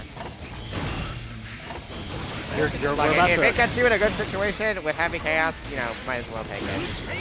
You don't need meter to win. We're going to see the fun interaction between Fujin and Gunshots, Yeah. which is usually not in Anji's favor. Oh, I don't know what he tried to wake up with there, but it did not work out. If I'm AzureHalcyon, I'm just okay with this. I'm just letting it ride out, just letting the round go. I'm here to get some data. I have 2 more rounds to do so. Yeah, you're 2-0 up. You're okay right now if you can make the adjustment. So far, though, this Gigaitachi Happy Chaos is looking really strong. BRC with that just slight extra distance. Doesn't matter as he runs into close slash. Yeah, that 6P anti-air, Gigaitachi was ready for it. Duel 1. There we go. Game number 4. Gigaitachi showing signs of life with a decisive game 3. We'll see what AzureHalcyon can do. AzureHalcyon didn't really get a chance to play any offense. Of course, the whole goal of playing Happy Chaos is to not create that situation. But here we go now. AzureHalcyon on the offense. What's he going to do? Probably not going to elect a wall break as he starts the fireball OP pressure. Yeah, even on his confirms, he's not necessarily going for any confirmed style wall break. He just wants to keep you into the corner until you die to a straight hit. And we know that AzureHalcyon absolutely has the ability to land these just one-off hits with fireballs, with the PRC throw mix-up.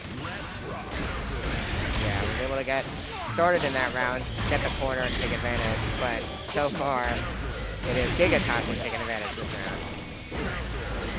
Again, get kind of hit with close-up. Yeah, that is not smart against Happy Chaos. There's not a lot of picks. He's gonna hit you. Well, that was a fun round. Yeah, I mean that was 80 seconds still on the clock. That went by real quick. Both players just kind of winning by oppressing each other in the corner. It's certainly the Guilty Gear Strive meme of who gets to oppress who first. I will mention that we meme a lot about Happy Chaos. Gigaitachi has one of the funnest Happy Chaoses I've ever watched.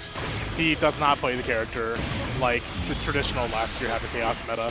He is on you the entire time through. He's doing good roll combos. It is hard to fight through these clones if you're Anji. You lose momentum on spin because your hitbox runs into the clone. Oh, beats out Fujin. And you see Gigaitachi doing a good job of managing his resources. He's out here zoning, but you know, he's still able to get those resources out here. He's got those reloads in. This is a really close round, by the way. Gigaitachi is one combo away from dying. Oh, not high, too high. Oh, whiff throw. What's the play? We're going to get some light. Okay, goes for the grab. Just barely didn't get burst. Yeah, and that's the thing. Gigaitachi, you know, AzureHalcyon did a good job conditioning him to, you know, be a bit more patient on defense with that Anji, but Gigaitachi's going to play how he plays. Like, he's not going to always sit there. And I'll mention that, you know, what AzureHalcyon has going for him in this set is Gigaitachi kind of ran out of health out of nowhere, I feel like. I didn't really see that many hits, but then suddenly Gigaitachi was one touch to dying. So whatever AzureHalcyon is doing, it is wearing down on Gigaitachi. He just needs to find that ideal moment to get in just once. Gigaitachi very much doesn't want that to happen, and it's not letting it happen here on Game 5.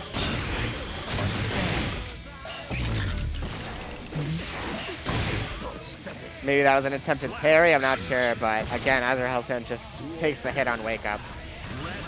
All right, and suddenly Gigaitachi may fulfill the reverse sweep. Yeah. Gets Anji into the corner, but then backs off. Gigaitachi will do that.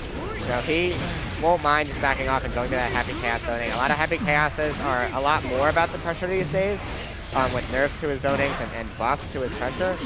It just feels like AzureHalcyon. You saw he corrected with PRC there. Yeah. He's just having trouble, like, just finding the space to get in. And Gigaitachi is playing the spacing game so expertly. There we go. PRC throw. One touch is going to do it. Accidentally side swaps. What's that going to mean for us this set? Doesn't matter. 6P wins it out. And we are on Game 5, Round 3. Chat, let us know who you're rooting for as we watch this epic conclusion to this set. See who we'll see in Grand Finals. Both players fighting extremely hard in this final set. Not quite able to combo the gunshot off of that 5S. Good defense though no from meter. Gigaitachi. Gets the punish into the Does super. that wall break? I think this will break the wall wall, break. yeah. Yep. AzureHalcyon does have meter. Opts But to it's go also for cursed. zoning.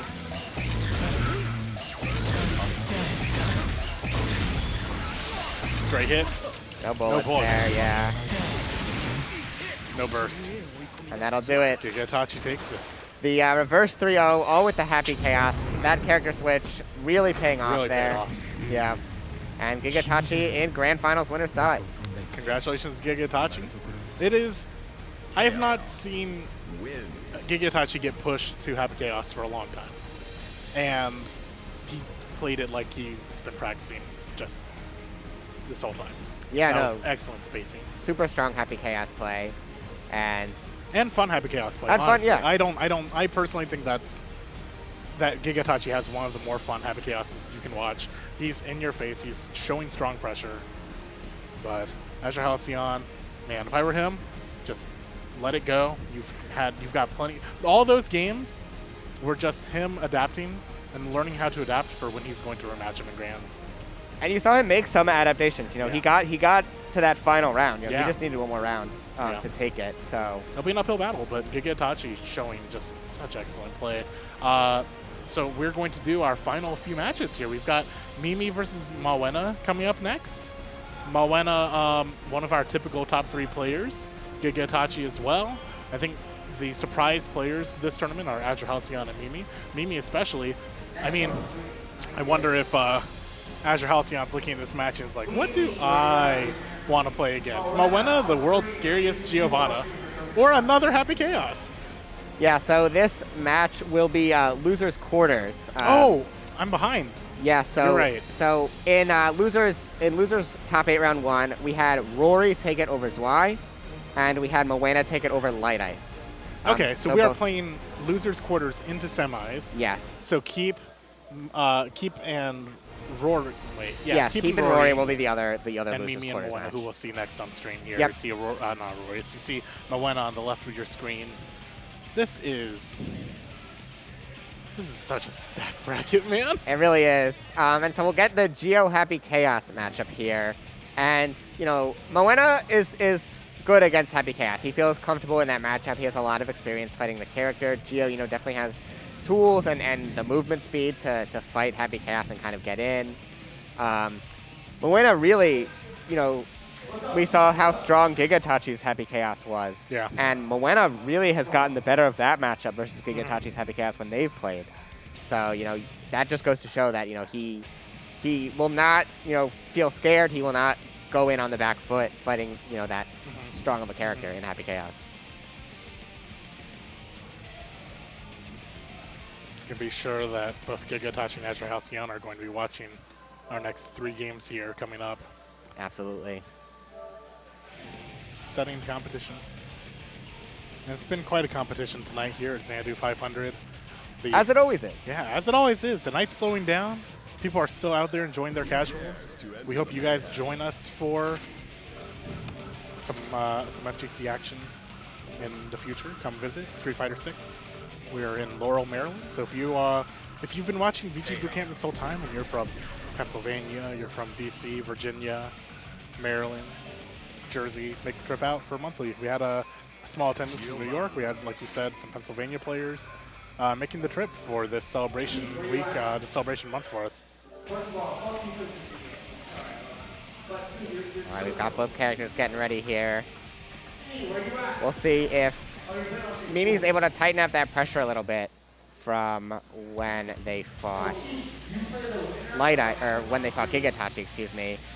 And we'll see if Mawuena is able to kind of maybe do a bit to fight Mimi in the neutral, maybe deal with some of that Happy Chaos pressure. We'll see how he's able to cope with all of that. Duel 1. Let's rock. Playing on the new stage. Very cool stage. You know what we didn't see this tournament? I do know. Bedman. We have not seen Bedman. I do know that Sly, who finished in 7th place, has been playing Bedman in addition to Faust, who was his, you know, main already. So I'm not sure. I'm not sure if he played Bedman in this tournament or not. I know he's been playing the character though. I played in a Bedman only tournament the other day. Oh yeah? Fun character. I lost to a player named Bed. That's funny. It's kind of destined. Yeah, but here we are in this losers quarters match.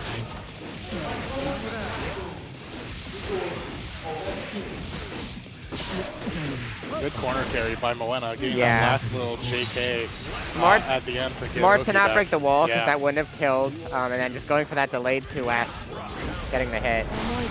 Another strong start here. Mawuena just bursting out of the gate. Both opponents recently that Mimi has had have both been players who just will not let you breathe. And Mimi's going to have to learn how to adapt to that. Yeah, I think that was supposed to be super there from Mawuena. Didn't quite get it. And now giving Mimi potentially a chance back in it. I don't know about this, I'll be honest. Breaking the wall with super there, you have such low life. Your opponent has 100 meter. You get the super wall break, but you really can't do with much. But for what it's worth, with one chamber, we did get, okay. Super to get to the ground faster to be able to air dash from PRC. Yeah. I was gonna say that Mimi did manage to get 50 tension back, like in the course of the hard knockdown. So if you're that sure you're gonna have the mirror to work with, I don't see why it's a huge deal. But you know, you're right, it didn't work out. Yeah. But you saw at the end of that round there the advantage Geo has in this matchup dealing with the Happy Chaos zoning compared to other characters. With 100 meter too. It was just, you know, dash 5K and able to interrupt that zoning and get the game.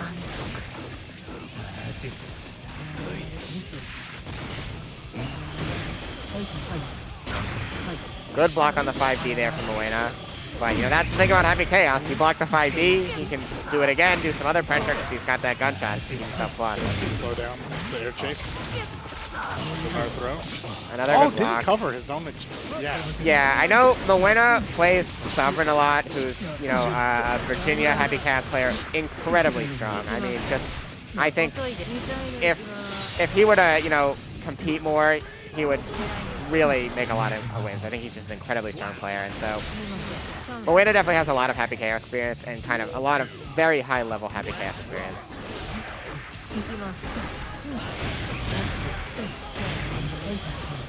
Again, maybe in a situation where they need to figure this out soon to avoid having to play into this reverse sweep scenario.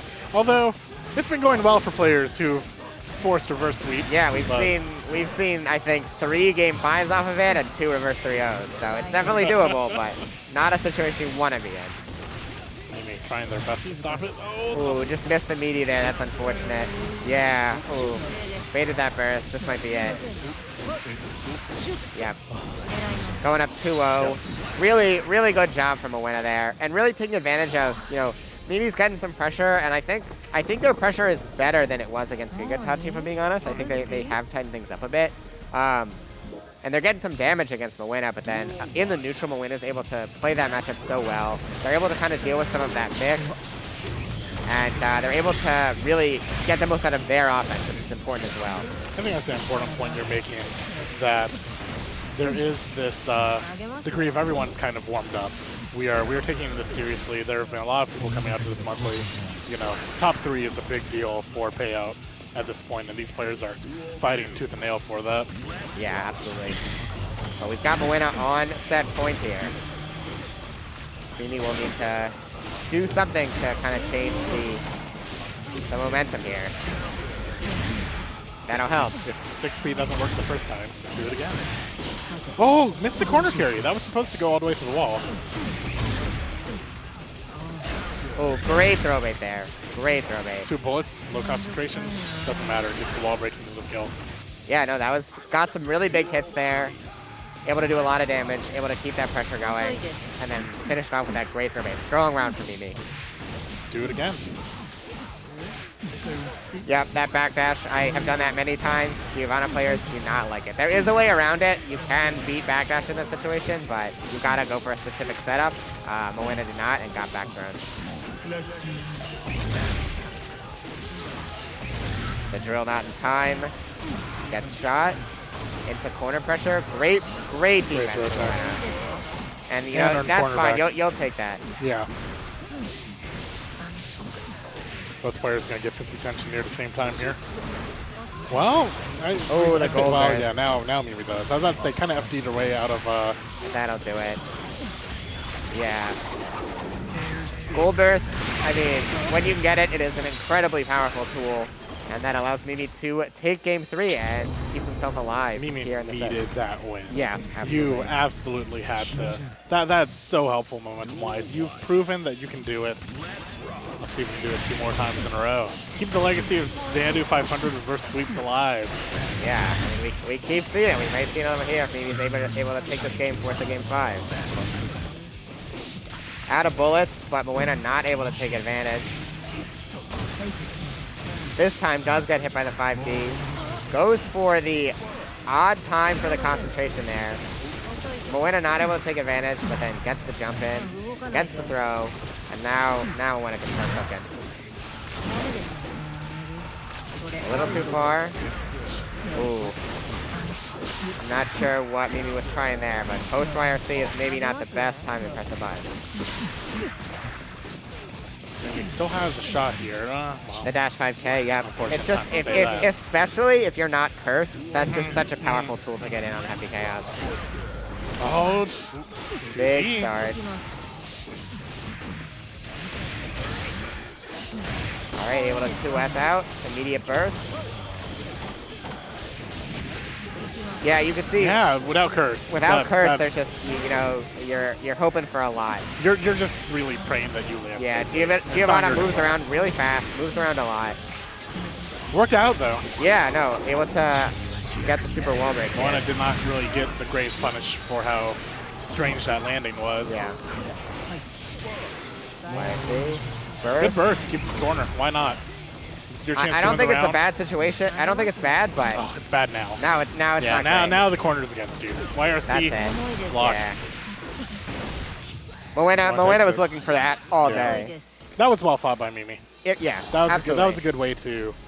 That was a good fought back strong to end your run here at Xanadu 500, I think. Yeah, they're a player, you know, not everyone in the scene was as familiar with, but they came out and showed off really well. Ended up with a 5th place finish.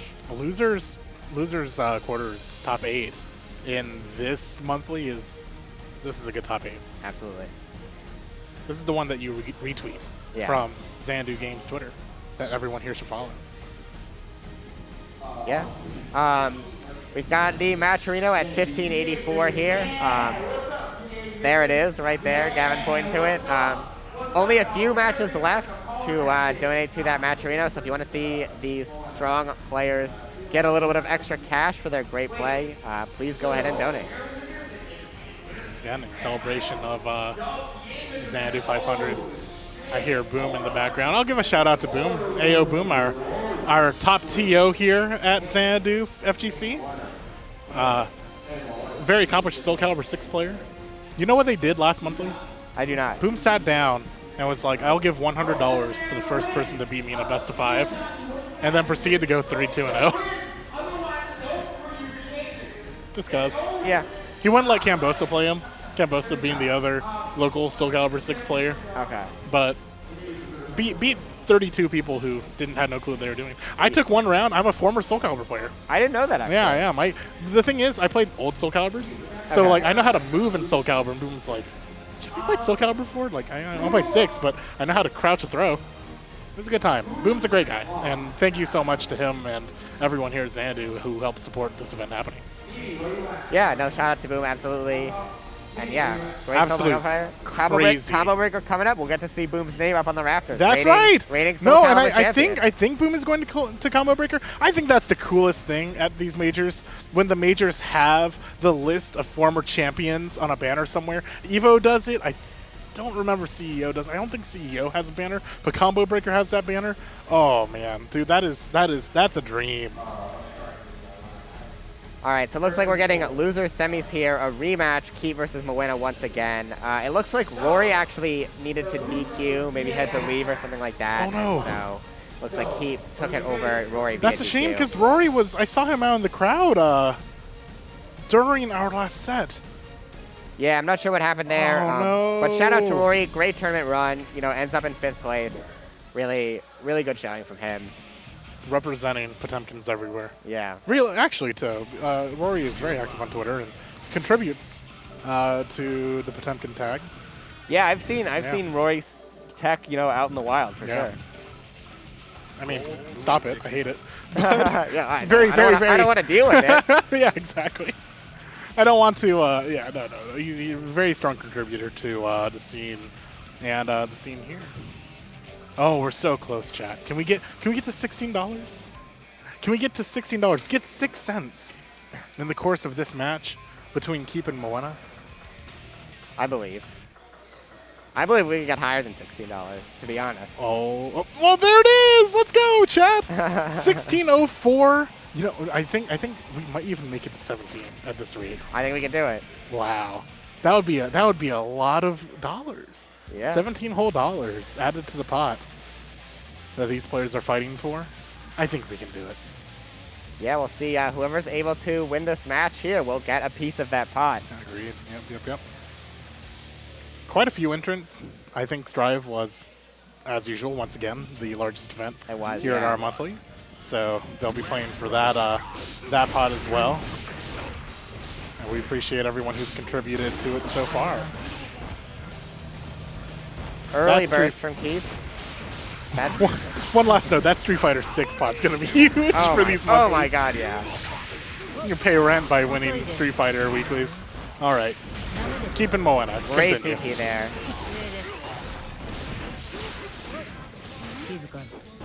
Really strong round so far from Mawuena. Just kind of strong offense and kind of take it with the charged dust.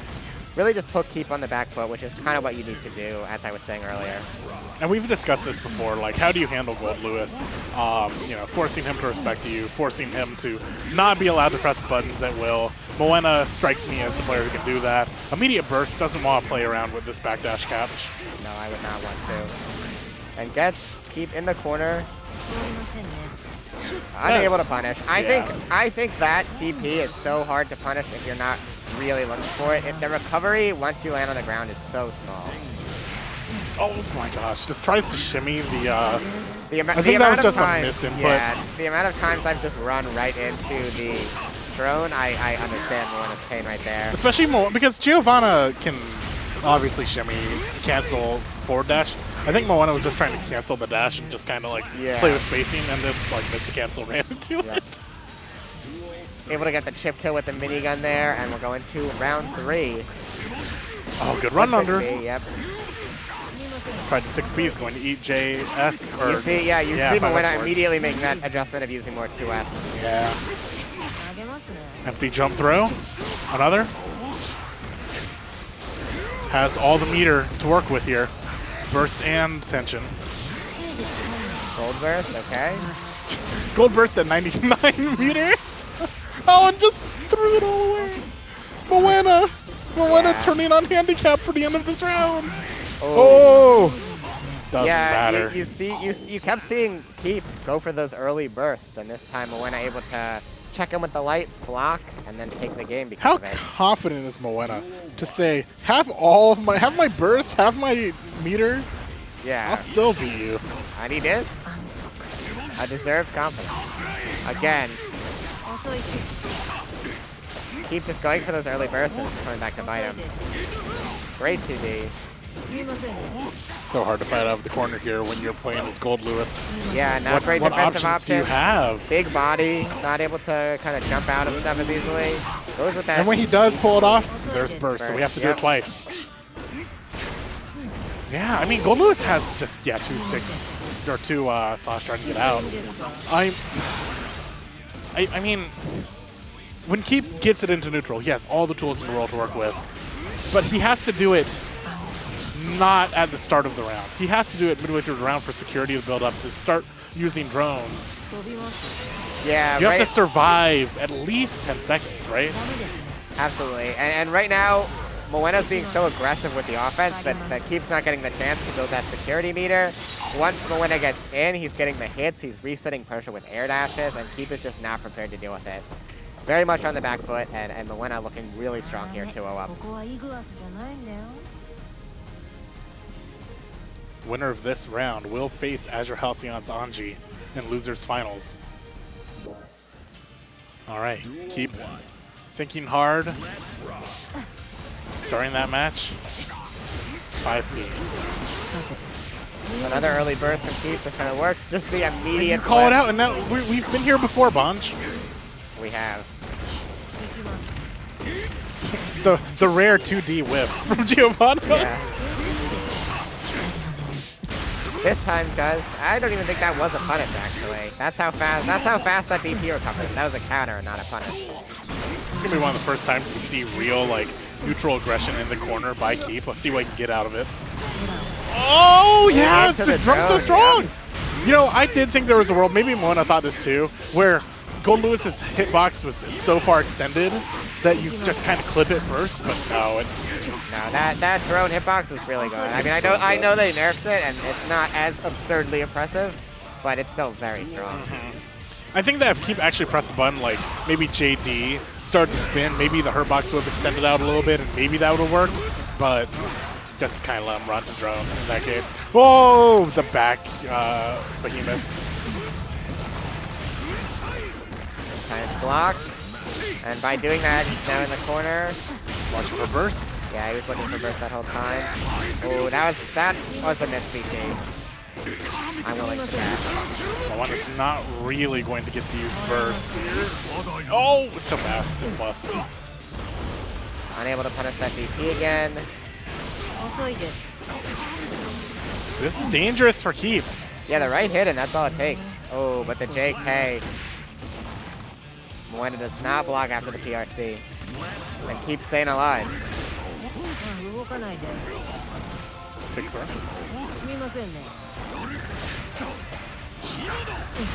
Both players slowing. It feels like Mawuena's slowing down just a little bit. Yeah, you saw him look for that JD and able to DP it. You know, that's a tough button to anti-air. A lot of anti-airs will lose to it, but that DP with kind of that huge upper body invincibility. Great stagger pressure from Yeah. Mawuena there. And I That's feel like it. he played even that that's so much killed even damage, too. Goldlewis, and that'll do it. 100 tension super through the wall. Giovanna has been stealing rounds with that since Drive came out. Yeah. You think you're safe, even like you said. Pot dead, Goldlewis dead. I guess Bedman's a big body now, dead to that. But, I mean, really great adjustments from Mawuena. He really became the aggressor in that second set after losing to Keep in the first set. He really varied his offense in a way where Keep was just getting hit, and when he was blocking, it was into reset pressure where he had to keep blocking.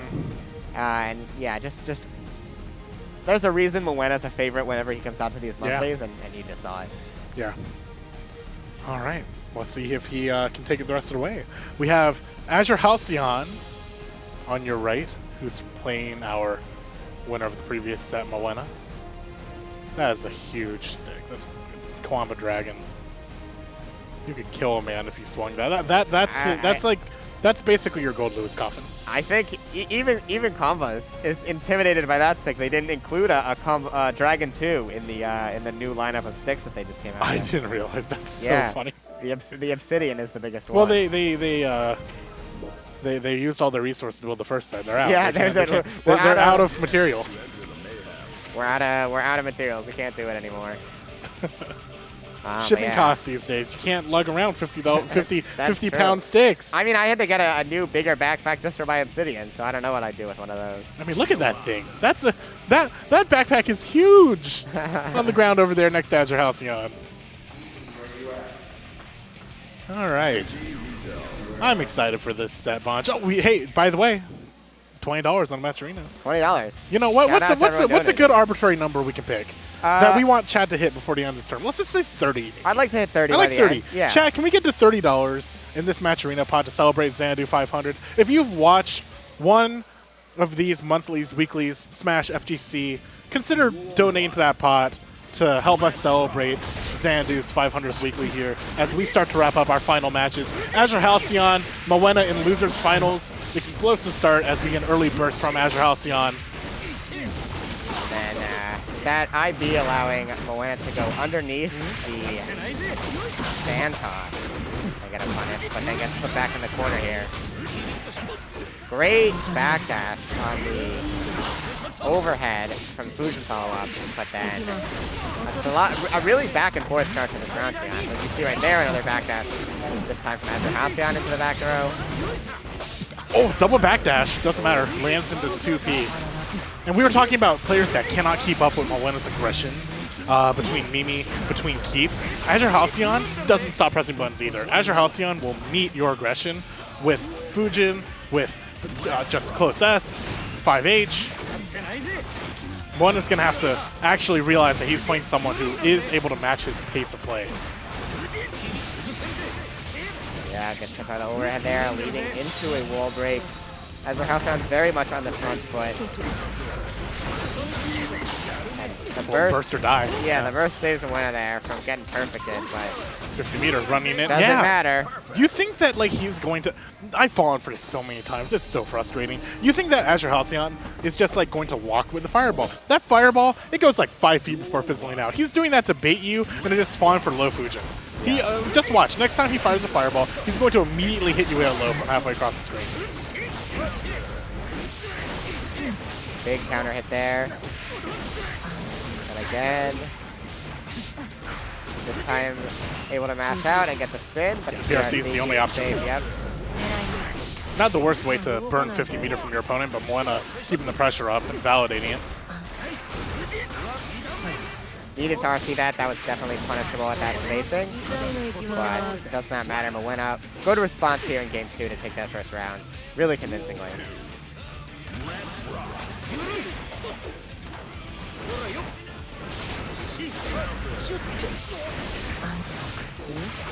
Good throw. That was a soul read. Empty jump low. And we're going to start the damage engine. Into wall, into super? No, no super. I think that may have been that was a misinput, misinput, yeah. Now we know Oki. Not gonna burst. What's the throw? Will burst At there. burst. Yeah, gotta block that after blocking the... Parry's not going to land. He's going to have to PRC it. Yeah. That parry does not have any back hitbox. All right, still alive after getting hit by 2S and then 2S again on wake up. Oh, yeah, PRC. Yeah, and then catches the backdash with the PRC. Again, I mean, it's course, been very back and forth, yeah. but you see both players are kind of getting a lot out of their aggression. Unfortunate miss not wall breaking with super. That definitely changed the course of that set. Yeah, absolutely. 1-1. This is going to be close, Sponge. Is this? I can't remember a time when we had a 1-1 first two games. I feel like it's always 2-0, and then the other person comes back. Certainly tonight. It's Yeah. been a really... We've seen some 3-0s, Really, yeah. and we've seen some comebacks from 2-0 down.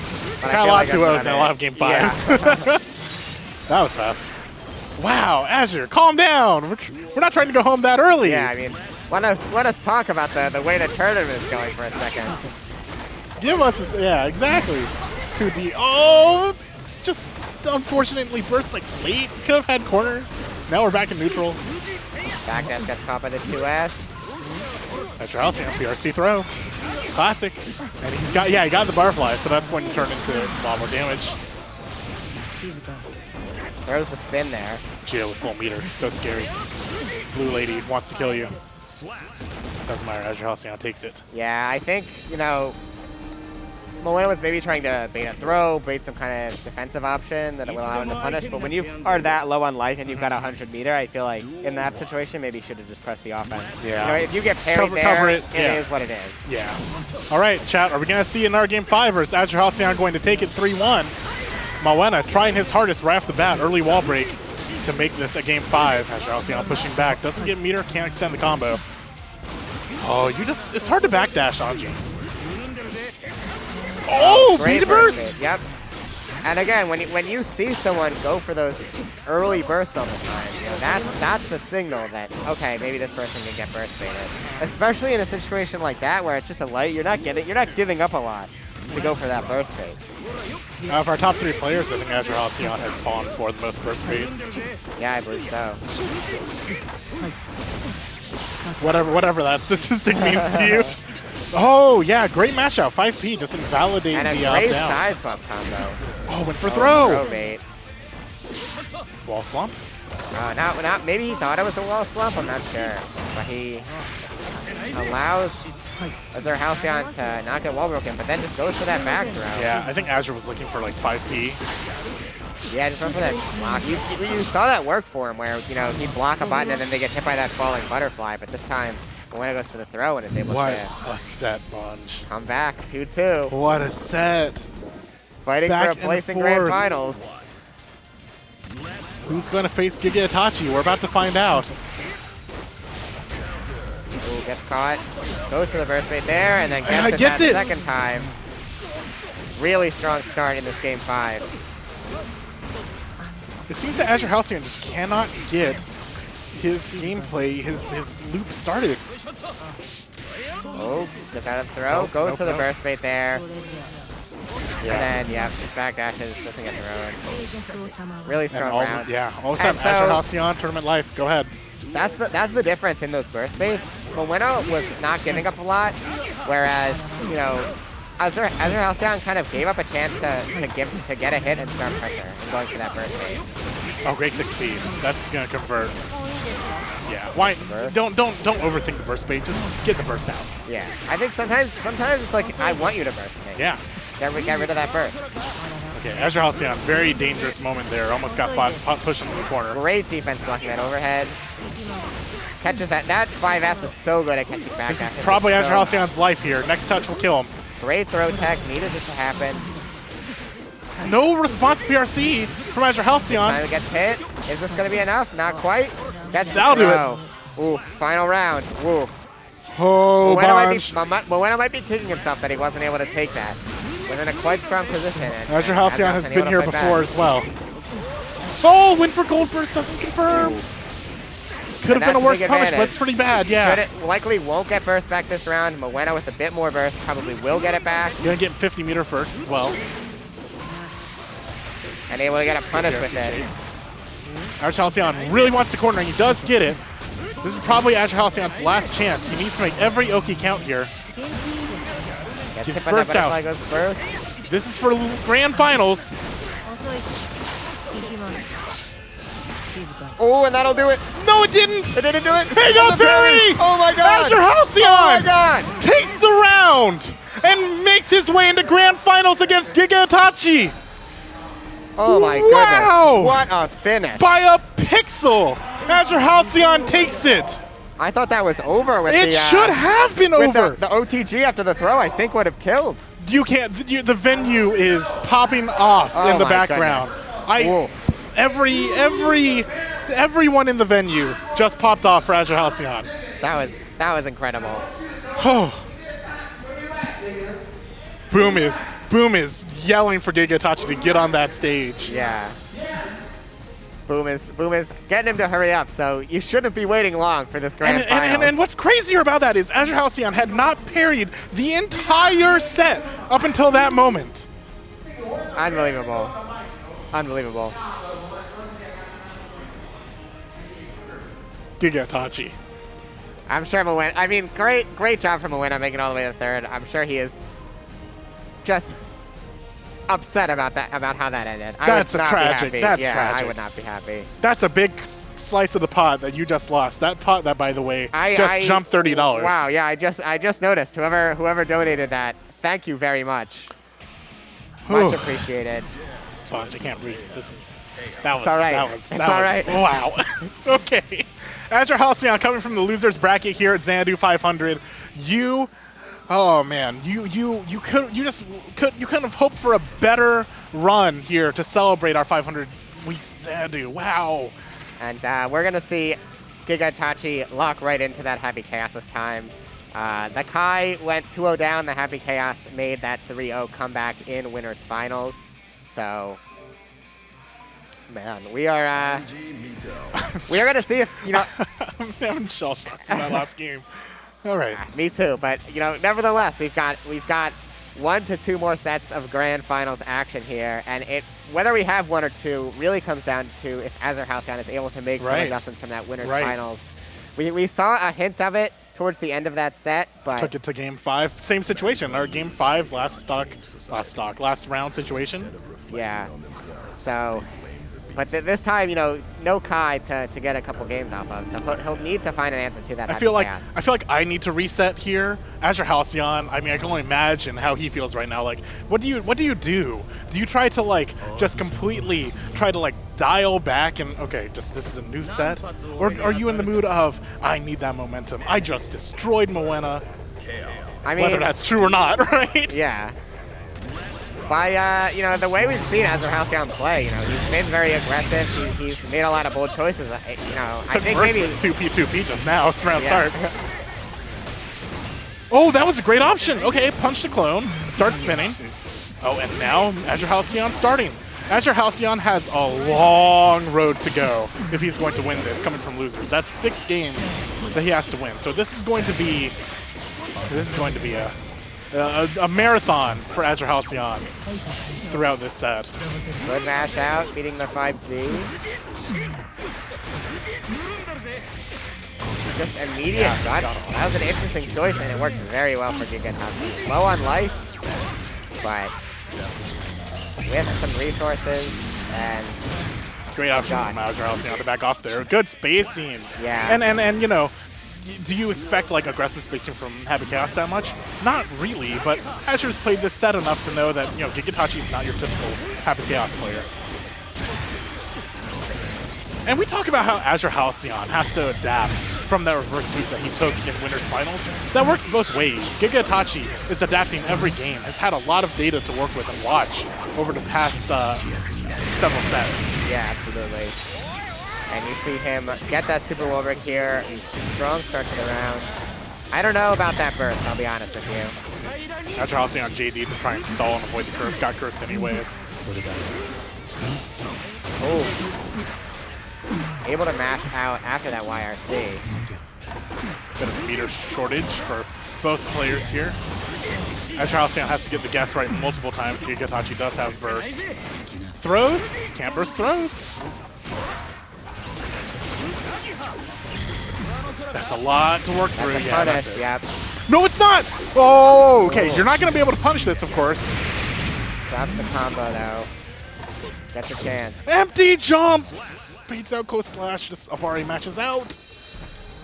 And AzureHalcyon getting his first game against Gigaitachi Happy Chaos. So, already an improvement over Winners Finals. See if he's able to keep that They out. win. Yeah. This would be, for sure, AzureHalcyon's first Xanadu monthly win, or weekly win for that matter. I'm not sure what Gigaitachi's tenure's been at monthlies. He's certainly made grand finals before. I don't know if he's ever clutched it. Both players fighting for a huge pot here, as you can see in that corner. Really strong round there from AzureHalcyon. Just put the pedal to the metal offensively and never let Gigaitachi get started. And you see that immediately again here. Drops the combo though, but great 6D.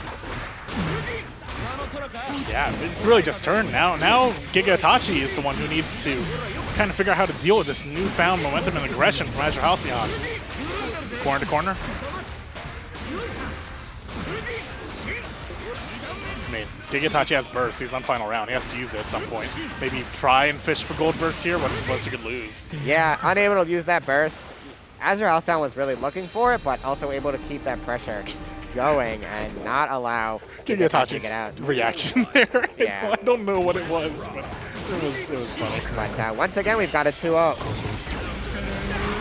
And early burst again. No one assumed. Ooh, that burst was not great. No one assumed what's about to happen. I mean, you know, look, we've seen 3-0s. We have. It's possible. We've seen a lot of comebacks. We've so- seen Gigaitachi come back against AzureHalcyon. Exactly. Yeah, that'll kill. That's super. Yep. Yeah, strong response there from Gigaitachi. That was definitely his best round of this set so far.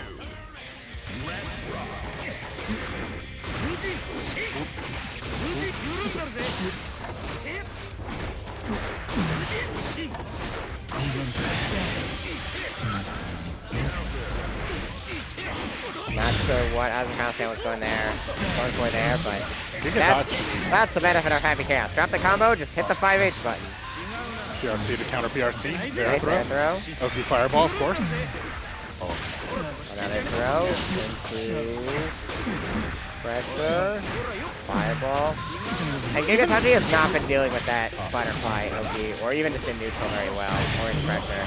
So that's been a pretty strong point, and I think we've seen AzureHalcyon use that more in the set than he did in Winners Finals. Yeah, that being said, no! Once Another again! drop. And then, ooh, some key drops from Gigaitachi here. AzureHalcyon's kicking the router.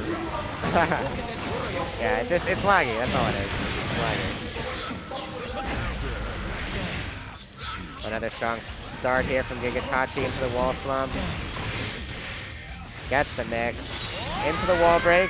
No super though, but he does have the meter advantage and burst here.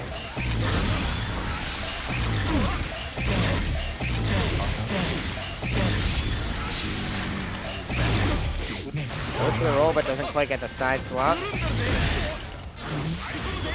Oh, nope, that'll get bursted. Yep. No reversal property on it. Well, we've seen Azure come back from worse already. Empty landing, so smart. Red 6P. This time, able to mash out and get the trade, but then AzureHalcyon right back in. Is that death? And Yeah. it is death, yep. Gigaitachi I think he's didn't think it was surprised death either. And that's a 3-0 to reset Grand Finals. I am Quite- in awe, Bonds. Quite the comeback from AzureHalcyon compared to Winners Finals. Great adjustments, much stronger. AzureHalcyon has come from a miraculous parry, reversal save, into a 3-0.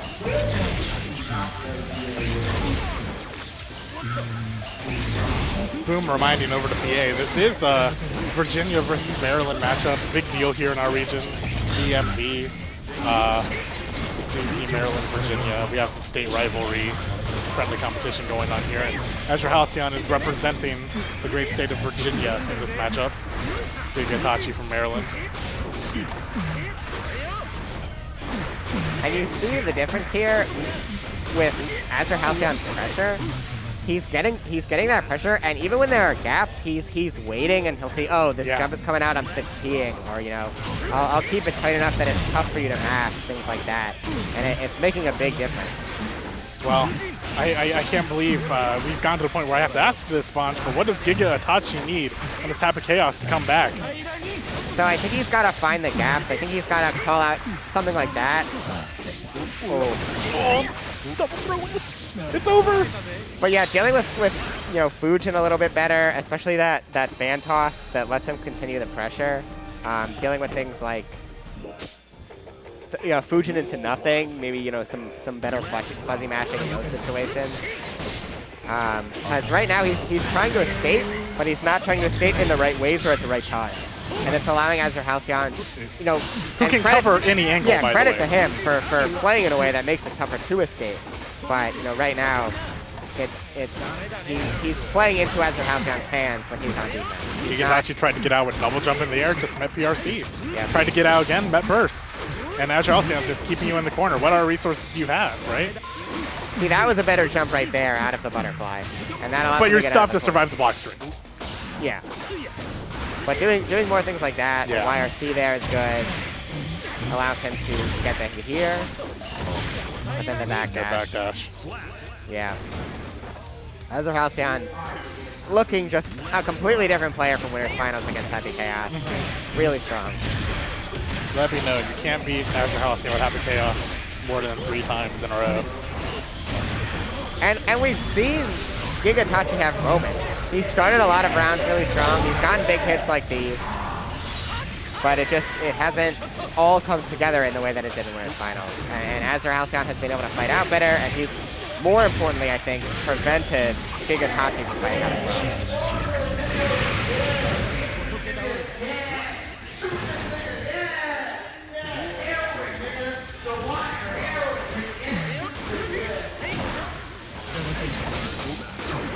This really feels like a round that Gigaitachi needs to win. I mean, I know we've seen those 2-0 comebacks, but the way AzureHalcyon is playing after that 3-0, I think you really want to not go down 2-0 here if you're Gigaitachi. Yeah. Even more than normal. Yeah, I mean, if Gigaitachi were to lose this round, it would be 5 in a row. Yeah. Gets the goal burst. Good job killing the call there. Reloaded in front. Yeah. That's probably not going to be wall break because he wants to set up Fireball Oki, correct? Yeah, and he's just letting Gigaitachi jump and say, okay, you're gonna land, and I'm gonna keep my pressure going. 2P. Nope. YRC. Raids there. Yeah, okay, that's not unsafe. That's super plus when Anji hits you with the air chase. Yeah, I think I'm not even sure if Gigaitachi blocked it enough, but it just recovers and then he goes for that JH. AzureHalcyon on Xanadu 500 point. Gigaitachi yelling back at Boom. There is definitely some TO trash talk going on right now here in the venue.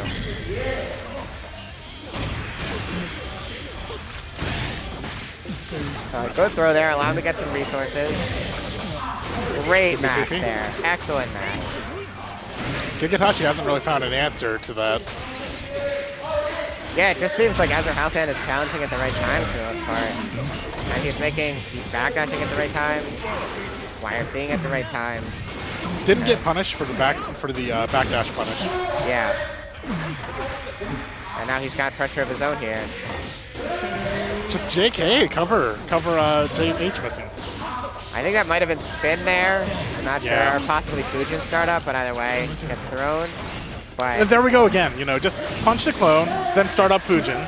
And now you're in the corner, now you have to survive. With no burst, no meter, AzureHalcyon pounding on the door to put you in your last round, and AzureHalcyon is 1 round away from taking Xanadu 500. Yeah, and this could be a 6-0 in Grand Finals. Only 1 round taken by Gigaitachi in this True Grand Finals.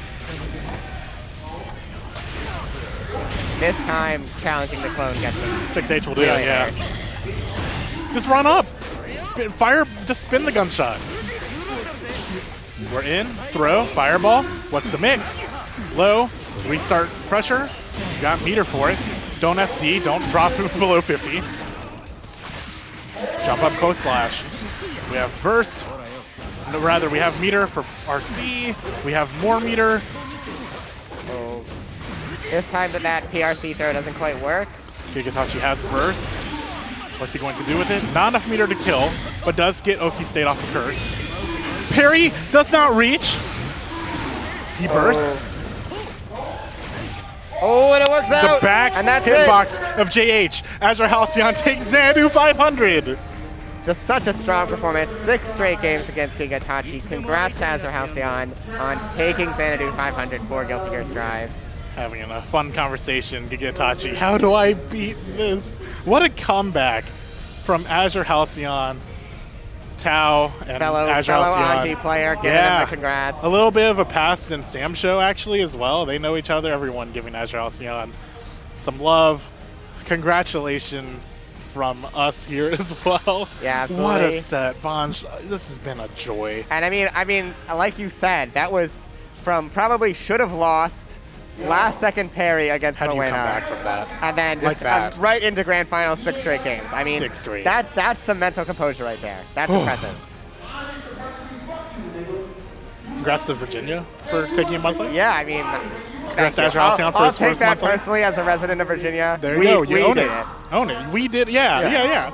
You contributed. But Speaking of contributions, thank you to everyone who contributed to the Matcherino, $51.08 plus $17.92. We just got a last-second donation here, making it $69. Nice job. Well Chad. done, whoever Well did that. done. Much appreciated, and much appreciated to everyone who donated.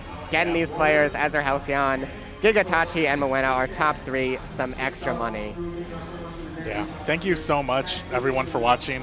On behalf of Xanadu as well, thank you for supporting all of these weeklies and monthlies and all the communities that are adjacent to Xanadu.